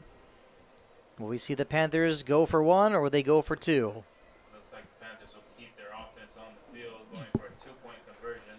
And we actually just got that answer. The Vikings unable to stop him there with a little handoff up the middle. Now the 2-point conversion attempt for Rosemead. Pineda with the pass. This should be an easy one, but actually incomplete. That was David Mendoza. Well, yeah, they decided to go for two. They didn't get it, but it is 56-28. 28 The Panthers doing a lot of damage. And be really tough for the Vikings to claw back in this one.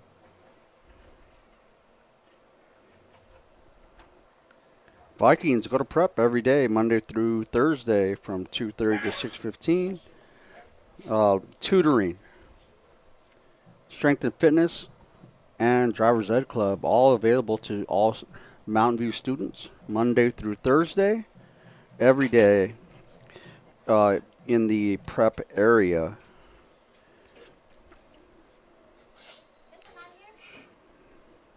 $1:29 remaining in the third quarter. Rosemead Panthers with a commanding 56-28 lead. Here's the kickoff. Taking some bounces. Finally fielded. Looks like it's fielded by Hernandez. And a penalty flag thrown in at the end of the play. A little extracurricular stuff going on after the play, maybe some talking. Those sportsmanship fouls are always going to be called. That's an emphasis in CIF. So if the referees hear you using profanity or taunting the opponent, it's automatically going to be a penalty. That was a face mask penalty at the end of the play. 15 yards penalty. So the Vikings will start 1st and 10 at their own 49-yard line. That was a really late face mask penalty.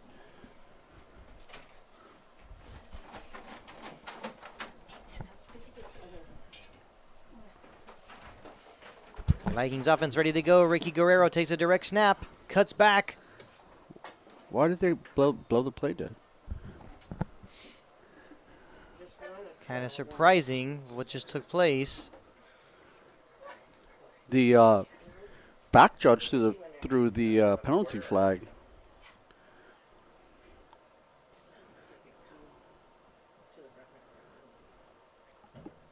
And Rosemead have 12 again. I'll go back down there. Tell them they can read her on the Hard to say from here. guy with the white hat on.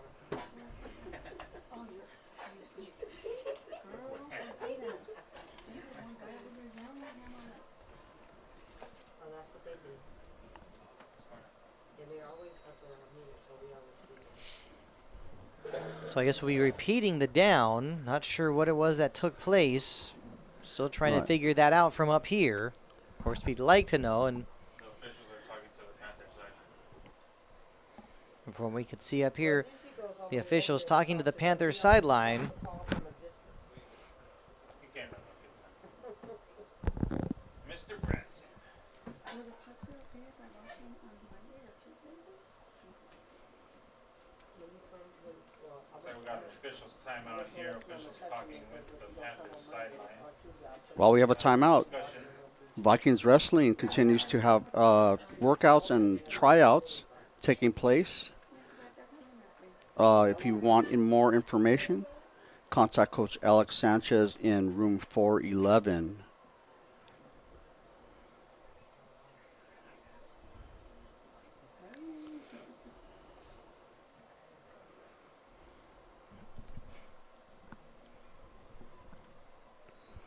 Yeah. Okay, well, looks like that stoppage did not take very long at all. But yes, finally, and now the snap. Guerrero had some trouble with it, able to maintain possession.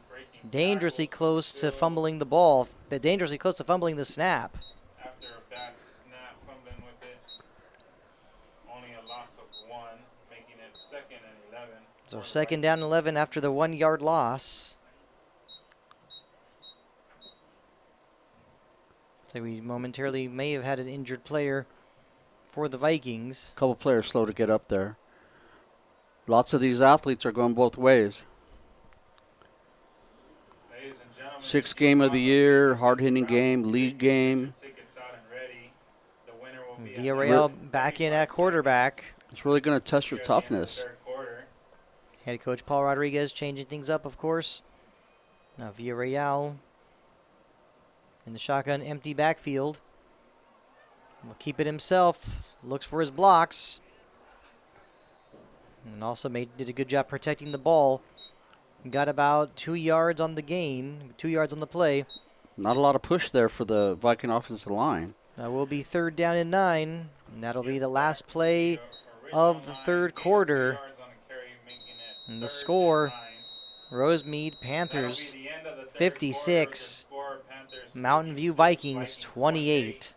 Ladies and gentlemen, get your 50-50 raffle tickets out and ready.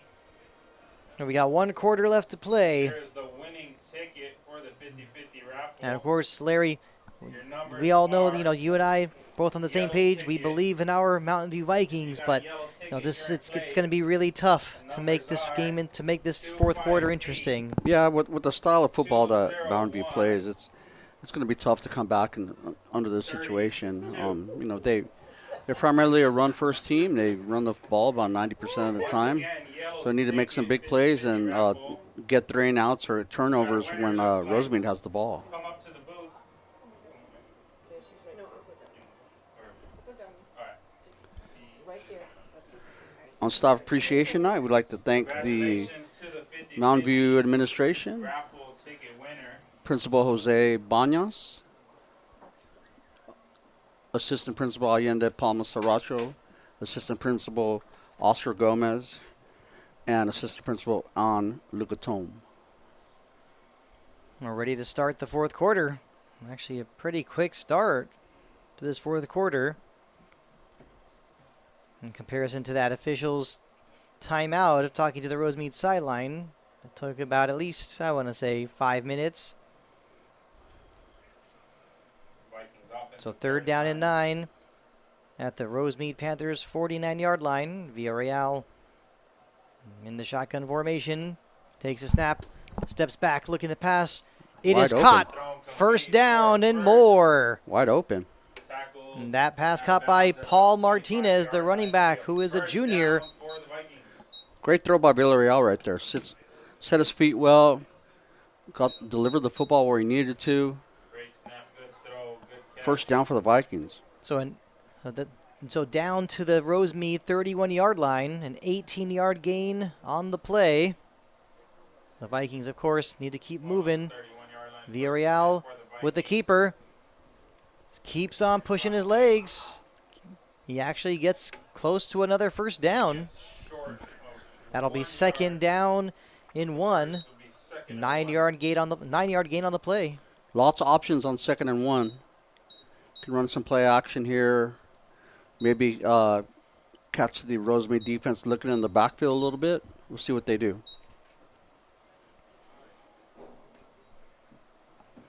Is there a coach there? Villarreal once again in the same formation. Is that room And in? the keeper once again. But this time unable to get to the first down marker. That'll bring up 3rd down and 1. No gain on the play. They stay on the ground there. And Rosemead was up to the task. They Loss of actually caused a loss there for Mountain 3rd View. and 2.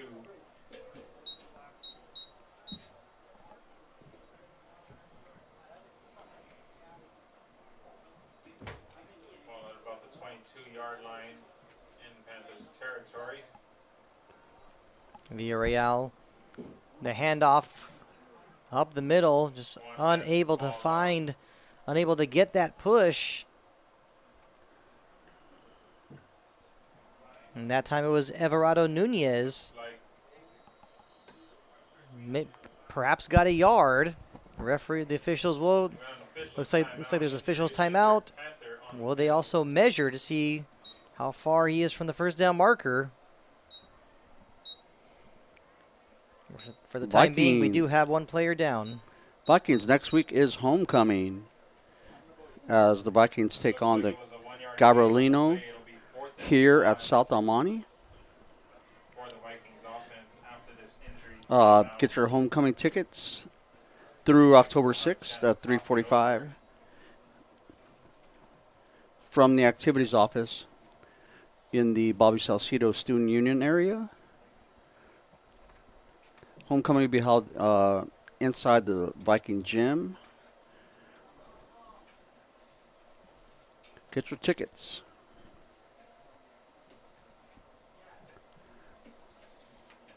Right, the player went off pretty quickly. That was good.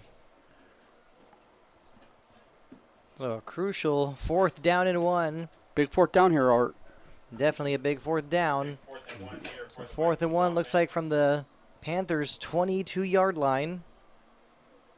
And that jumbo package, Ricky Guerrero, Guerrero gets it. he's got Still enough running. for the first down and more. Keeps going.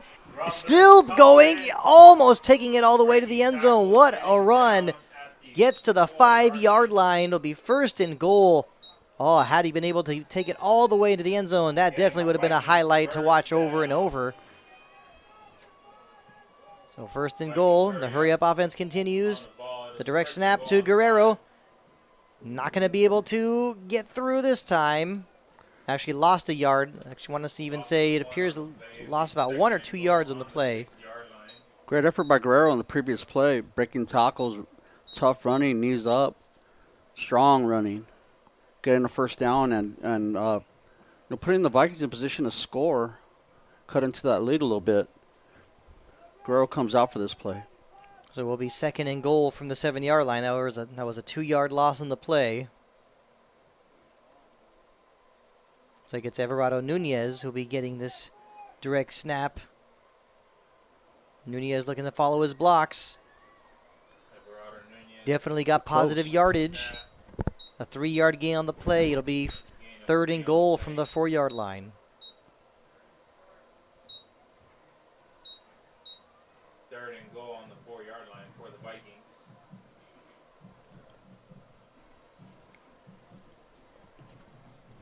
Two downs to get 4 yards, Art. See what we can do here. That's pretty much, that's the plan. Got to get in the end zone. There's nothing else. There's no other option at this point in the game. Nunez once again. Looks like he'll be getting this snap. Yes, he does. Can he get into the end zone? Yes, he does. Touchdown, Vikings. What's that? Number 4? I believe so. Great job by Nunez there running up and through the middle. With the touchdown for the He's had quite a night here on both sides of the ball. Getting a good push by the O-line. Getting 6 for the Vikings. Field goal unit on the field for the point after. Harrison Gasca on to attempt the extra point. And yes, this one is up, and it is good. Lead is cut to 56-35. 9:05 remaining in the 4th quarter. Vikings get 7. It'll be Vikings 35, Panthers 56 with 9:05 left in the game here in the 4th quarter. So down 21. Of course, you can't be surprised that I would want to say this. Is it time to try an onside kick? Is it time to try something? Down by 21, you got nothing to lose. And unfortunately for the Vikings, looks like we have 1 man injured.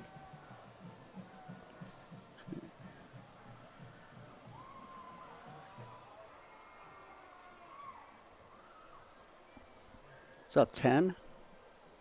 Yeah, that's Diego Hernandez, one of the leaders of this team. Senior Diego Hernandez hobbling off the field on one leg. Might just be a cramp. Been a long night. It's warm. Yeah, looks like he only has a cramp. Hopefully. Absolutely. Very good player. Lady Vikes come out to basketball tryouts tomorrow in the Vikings gym at 10 a.m., 10 to 12. Lady Vikes basketball tryouts. And yes, it is an onside kick attempt, taking a few bounces. Vikings will not be able to recover this one. It is returnable. David Wong still going. And did a good job of this return. A flag was also thrown on the return. We'll have to wait and see what it is. Could it perhaps be an illegal block in the back? Great job by Wong there, fielding the ball and finding blocking. And that was Jacob Wong. To about the 45-yard line. Of course, we got to wait and see what the penalty flag was for. Will this back up the Panthers? Flag on the play, officials having a discussion.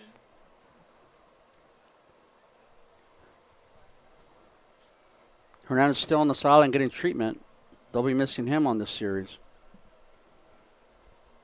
I'm waiting for the official. Looks like, yes, an illegal block in the back. So that will back up Penalty the goes Panthers. against the Panthers. They'll be starting 1st and 10 from their own 40-yard line. Panthers will take over on offense, 1st and 10 at their own 40-yard line. 8:53 remaining. The I have Vikings a 3 and defense. out here, Art. Quick turnaround here. Get the ball back. I would love that. But even more so, I'd love to see a turnover. But will we see the Panthers continue their same kind of offense? Or are they going to try and run the ball more now to kill the clock? I mean, they have a 21-point lead. It would make sense for them to run the ball more. And Pineda keeps it himself. Did not get very much on it, probably about a yard at the most. Gain of 1 on the play. Doesn't make sense to run your quarterback and take the chance of getting him injured there when you have a 3-touchdown lead. Not sure what they're thinking on the Rosemead sideline. And yeah, you're absolutely right. I mean, when you see your opponent, when you see the quarterback on the other team running, in the open field, you know what goes through the heads of these players. Whether they're defensive linemen, linebackers, or defensive backs. They're going to go after the quarterback when they see him running in the open field. The snap, quick pass, caught, but actually a flag was thrown. Flag on the play. The catch was made by Julian Lugo. I'm not sure where the flag was thrown for. There's nobody around the receiver. He had a little bit of trouble trying to, catch the ball. He tipped it to himself and he made a great catch, but I'm not sure what the penalty's about. We see Paul Rodriguez saying that it is on the Panthers. And we're just waiting for the official to give us that word. So yes, it is holding. Yep, holding on the Panthers. This will back them up. Exactly what the Vikings need. 10-yard loss. So it'll be second down. Second down and 20. Looks like from here, second down and 20 from their own 30-yard line.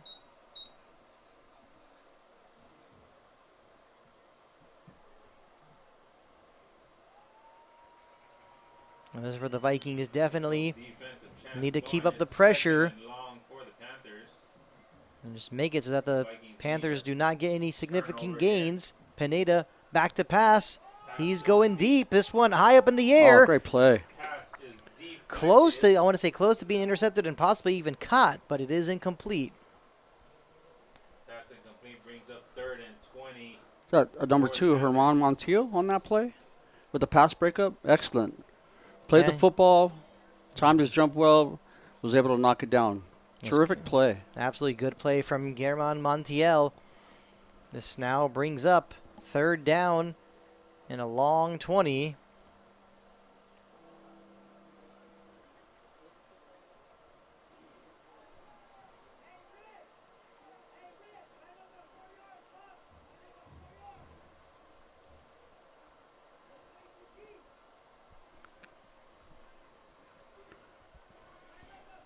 Got to have some pressure here on the quarterback. And See here's if the we snap. get any. Villarreal looking the pass. Looks like it was going to be a screen pass. Looks like a screen. They haven't run that all night, and they pulled it out of their bag tonight, or in this situation, and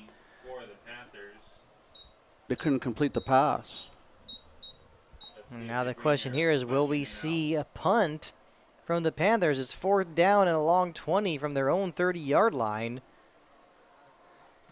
And yet that appears to be the case. I believe, yes, we will be seeing a punt from the Rosemead Panthers. So good job by the Vikings defense. Time, of course, is a huge factor. But if they're able to get the ball and get a quick score, you never know what can happen.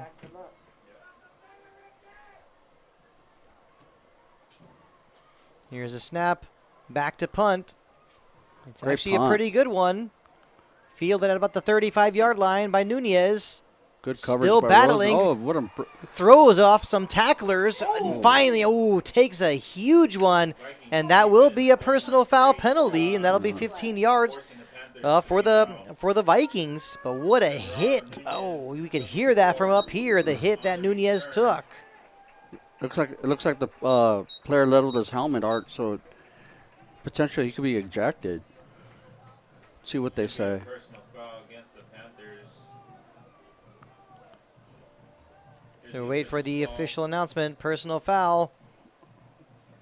Unnecessary roughness. It's a blow to the head there. And of course, we just got to be, of course, fortunate that Everardo Nunez is okay. Doesn't look like there's an ejection on the play. 15 free yards for the Vikings from So the Vikings will start 1st and 10 at the Rosemead 45-yard line. This is excellent field position to start this drive. 7:23 remaining. We've seen plenty of hurry-up offense tonight. We need to see another 2-minute drill from this Vikings offense. Villarreal in the shotgun with Guerrero in the backfield. Villarreal with the quick pass to Guerrero. Does he have blockers? Yes, he does. Does he have room? Yes, he does. The 20, the 15, the 10, the 5, all the way to the house. Touchdown, Mountain View Vikings. Great call, great execution there by the Vikings. Getting the ball to your guy. Guerrero takes it to the house all the way down the sideline. A 45-yard touchdown pass. Villarreal to Guerrero. Exactly what the doctor ordered. Can't ask for more for scoring the first play of the drive. And Harrison Gasca on to attempt the extra point. Here comes the kick. It is up. Yes, it is good. The lead is cut to 56-42. 6:54 remaining. I think it's time for us to see another onside kick attempt. No, I had stopped it. When he wasn't through the flag, I stopped it. And then he wound it as soon as they placed I mean, Larry, a perfect drive. You could not have asked for anything more. No. Decent return, No. 15-yard penalty, touchdown, just like that. Yeah, there's a. Looks like the. Not sure why Roseman was caught off guard there by that pass, and they seem to be half a step behind Mountain View reacting to the play. And Guerrero got loose and got some space, and he was gone. And for a moment, Dylan Moreno was down, but he appears to be okay. That's obviously the good news. Yeah, more cramping probably. Warm night here in South Almani. Hats off to both teams. You know, staying hydrated and staying tough on the field.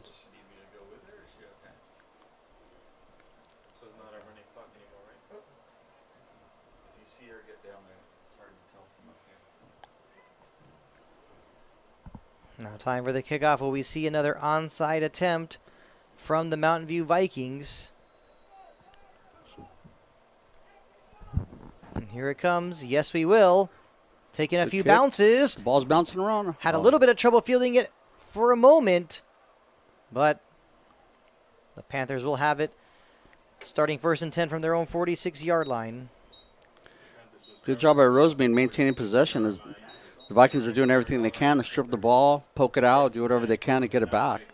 And they're able to hold on to it. They got good field position again in midfield. And looks like that was Julian Moreno on the return. So 6:46 remaining. The Vikings find themselves down by 14. Need another 3 and out here or turnover.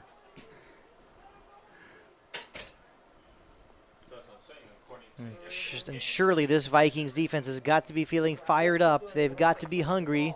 They've got to find a way to make some plays. They need to make something happen. That's the bottom line.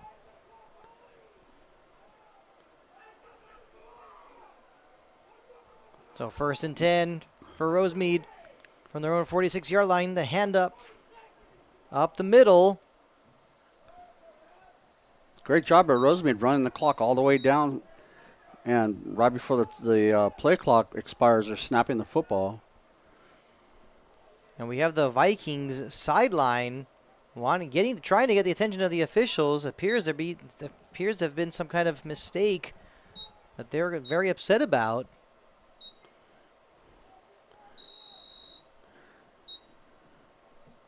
So that will be 2nd down in about 4. And the Vikings 48-yard line for the Panthers. Here's a snap, the give up the middle, and a good job. Stacked them up. Nice job. Good job from the Vikings defensive lineman. Great penetration there by the Viking D-line. David Estrada had nowhere to go. Got heel depth and maintained their gap composure, and they, look real good right there. So we'll be 3rd down and 4 for the Panthers from the Vikings 48-yard line. Approaching 5 minutes remaining in the 4th quarter. The Vikings need a stop. More than that, they need to create a turnover, and here's the handoff. Another great play by the Viking D-line. And an excellent play being made. Gotta like that tackle. And that tackle, of course, being made by Raymond Flores to bring down Estrada. 2 great plays by Flores in a row there. Getting penetration, making a play from behind. Just beating his man off the ball. Finding the football. Nice job. And that'll bring up 4th down and 3 from the Viking 47-yard line. This is a crucial play, a crucial down. So it looks like Rosemead's going to run the clock all the way down before they snap it. It looks like they're going to go. Don't ask me why, but they're going for it on 4th. Going for it on 4th. It's 4th and 3. Pineda with the keeper should be able to get the first down. And yes, he did. Got about 3 yards on the game. 3 yards on the play. A little bit, actually more than that, about 5 or 6 yards on the keeper. That's a first down. We'll keep the chains moving. Yeah, all night the Vikings have struggled to maintain the edge there. And once again, Pineda was able to get around and get the first down. But that's what I was asking. They're not winning by 35, so the clock shouldn't be running. So right now he shouldn't wind it.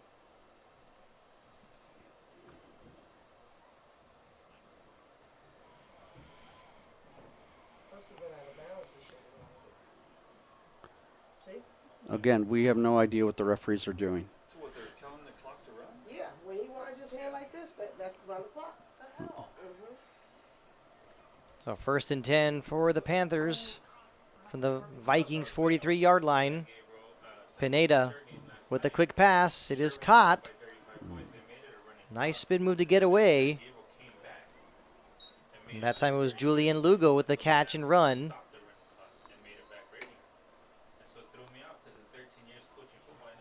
Mountain View forced to burn their time out there.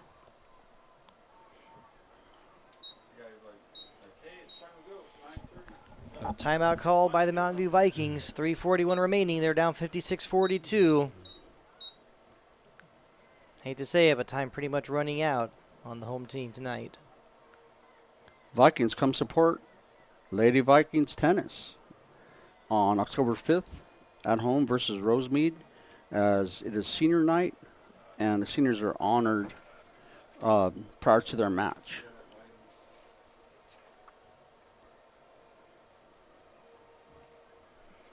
Don't forget to get your tickets for the fall production of Puffs or 7 increasingly eventful years at a certain school of magic. The production will take place on November 30th, December 1st, 2nd, 7th, and 8th. Tickets are only $5.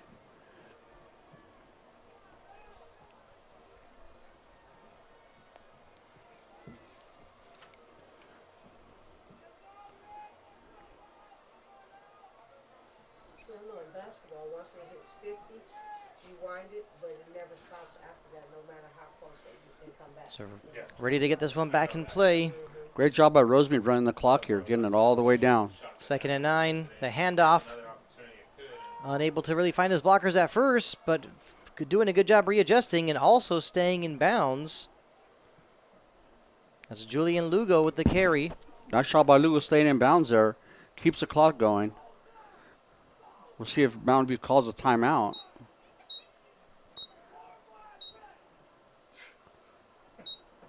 And that should make it about 3rd down and about 3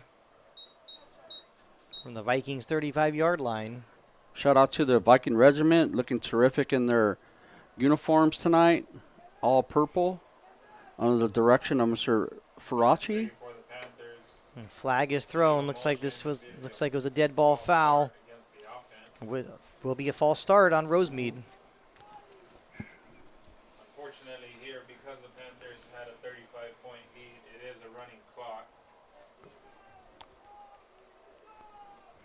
A little sloppy here at the end.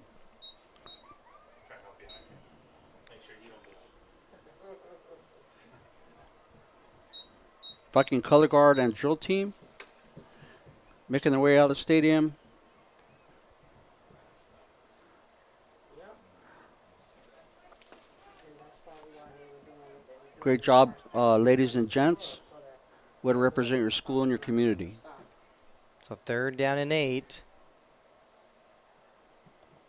Pineda looking to pass. He's under some pressure. Throws it deep. Nearly caught by Renteria at about the 5-yard line, but it is an incomplete pass. 2:30 remaining. That will bring up 4th down and 8. And 8 for the Panthers. Their offense Not sure why Rosemead chose to throw the ball there. Under 3 minutes. Again, you know, putting Pineda in harm's way, having to avoid tacklers and scramble around and make a very athletic throw. Not sure what the Panther coaching staff is thinking there. They're definitely taking chances, and of course, if these chances don't cost them, you know, they're just gonna move on and keep doing what they're doing. But yeah, you make a very valid point. So they're going for it, of course, on 4th and 8, looking to pass. Nearly caught, but it is incomplete. Good coverage on the play from Everardo Nunez. Vikings will take over. So turnover on downs. 1st down for the Vikings. 2:24 remaining. Vikings offense will take They're only down by 14. 2:24 left here in the 4th quarter. Down 2 scores. And that pass was intended for Jacob Wong. So we'll be 1st down and 10 for the Vikings from their own 40-yard line. We've seen some quick scores, some quick strikes tonight. Will we see some more from this Mountain View Vikings offense?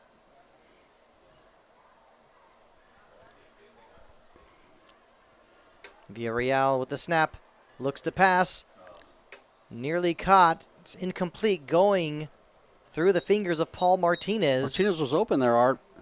That would have been a big gainer right there. He could have kept running and got 1st down and got out of bounds there. And then it looked as if he was going to have some blockers downfield as well. He tried to run before he had the football.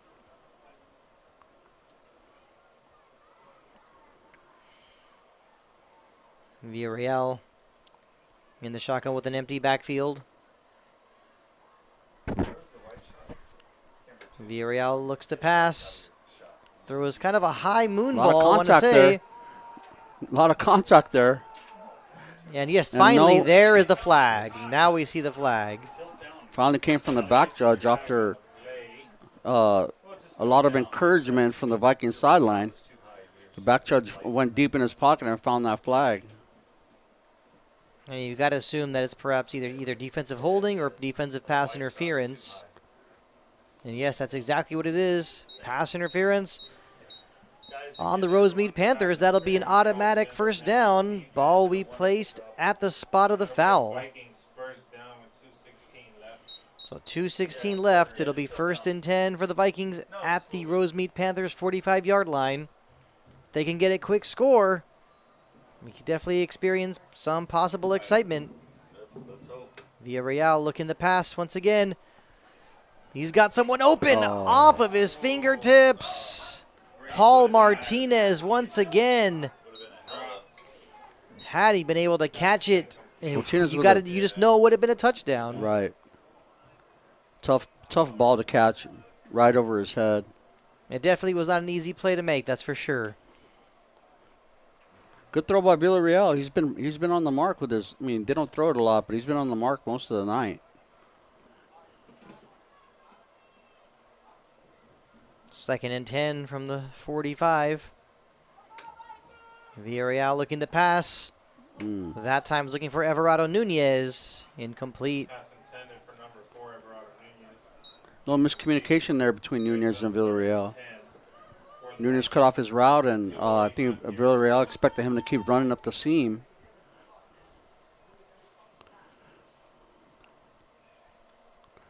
Vikings are fighting to the very end here. Refusing to give up. No give up there. A lot of heart by the Vikings. And back to pass. No, instead, a handoff to Nunez following his blockers. Everardo Nunez, number 4 on the carry. Got about 4 yards. About 4 yards. So that'll bring up 4th and 6 So 4th down and 6, a huge play coming up. And the Vikings need to speed this up. The clock is running. 4th down. So it is 4th down and 6 from the Panthers' 41-yard line. There's a snap. Villarreal needs to get rid of it. Throws it deep. It's going to be overthrown. It's incomplete. Turnover on downs. Panthers will take over. That'll be a turnover on downs. Panthers ball. Panthers will take over. Viking students and family support the choir concert on Wednesday, October 18th at 6:30 p.m. in the cafeteria. Come hear our award-winning choir sing, perform in their fall concert, October 18th at 6:30 p.m. in the cafeteria.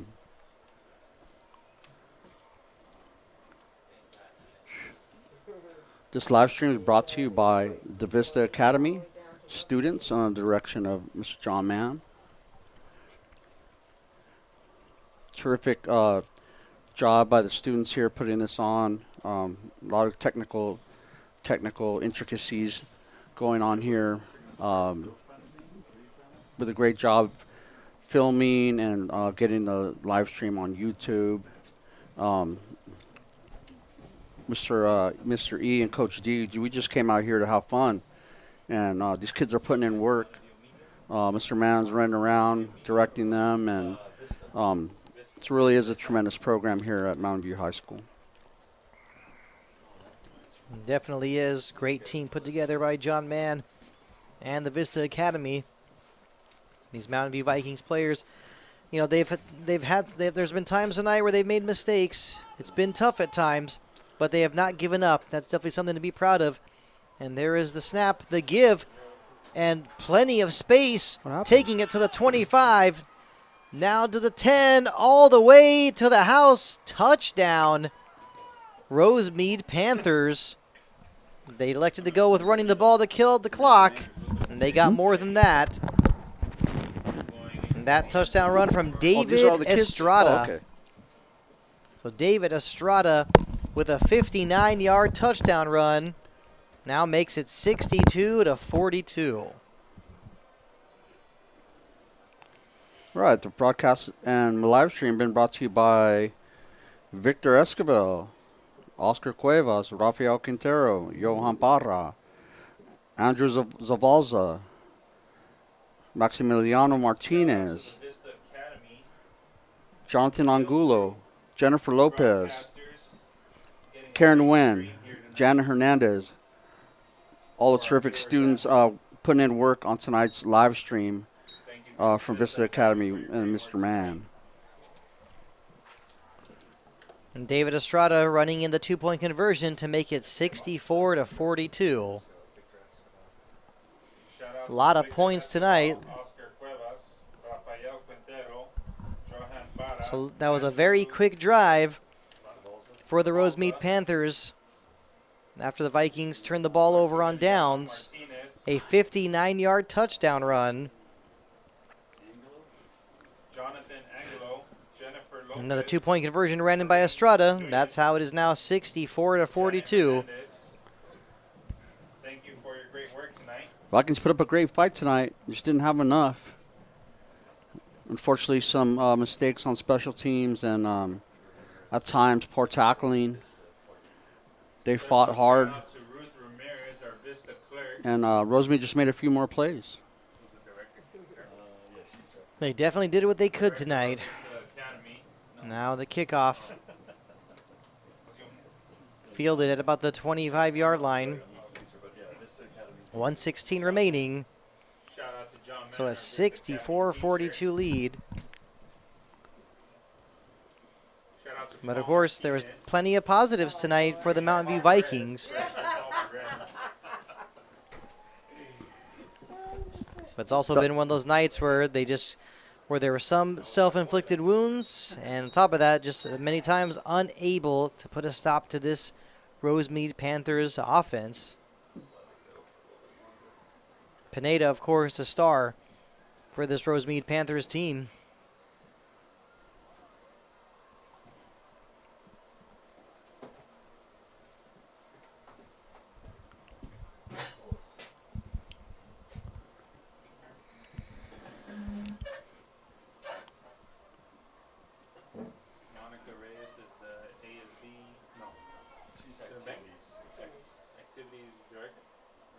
Villarreal with the snap, the pass, and this one will be intercepted.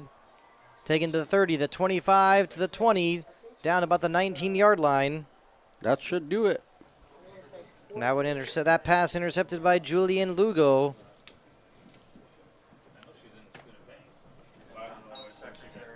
So 105 remaining. From activities. Whatever it is, from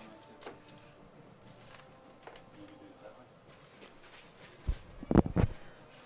Once again, your Viking regiment, Monica Reyes drill, for all her support. and spirit squad.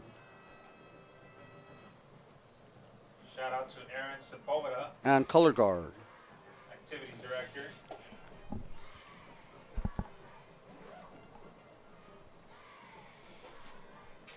So 1st and 10 for the Panthers from the Viking 20-yard line. And a handoff. Rosemead opting to run a play instead of take a knee. This definitely brings out, can't be surprised, this brings out some frustration Definitely. from the Mountain View Vikings players. There's 48 seconds remaining. They're up by 22 points. I would just be quick. I just want to be quick to say that there was the sporting thing to do and good sportsmanship is to just, like you said, take a knee, Yep. and that'll wrap this one up. Go meet her over there. You don't want to beat me, then you want to get me before I get there. But it appears that the Panthers want to run another play. Where's she at? I don't know. I saw her run. The Ball's keeper on bouncing the around option. ground. That actually was that was a backward pass on the lateral.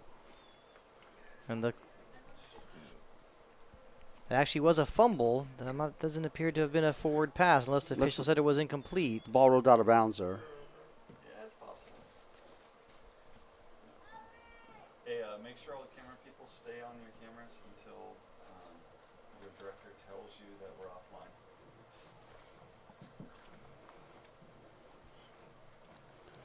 And let's see, Pineda to take the snap. Will he be taking a knee? Yes, he does. And that will wrap things up Panthers take a knee with here at South El Monte High School. The final score will be Rosemead Panther 64, Mountain View Vikings 42.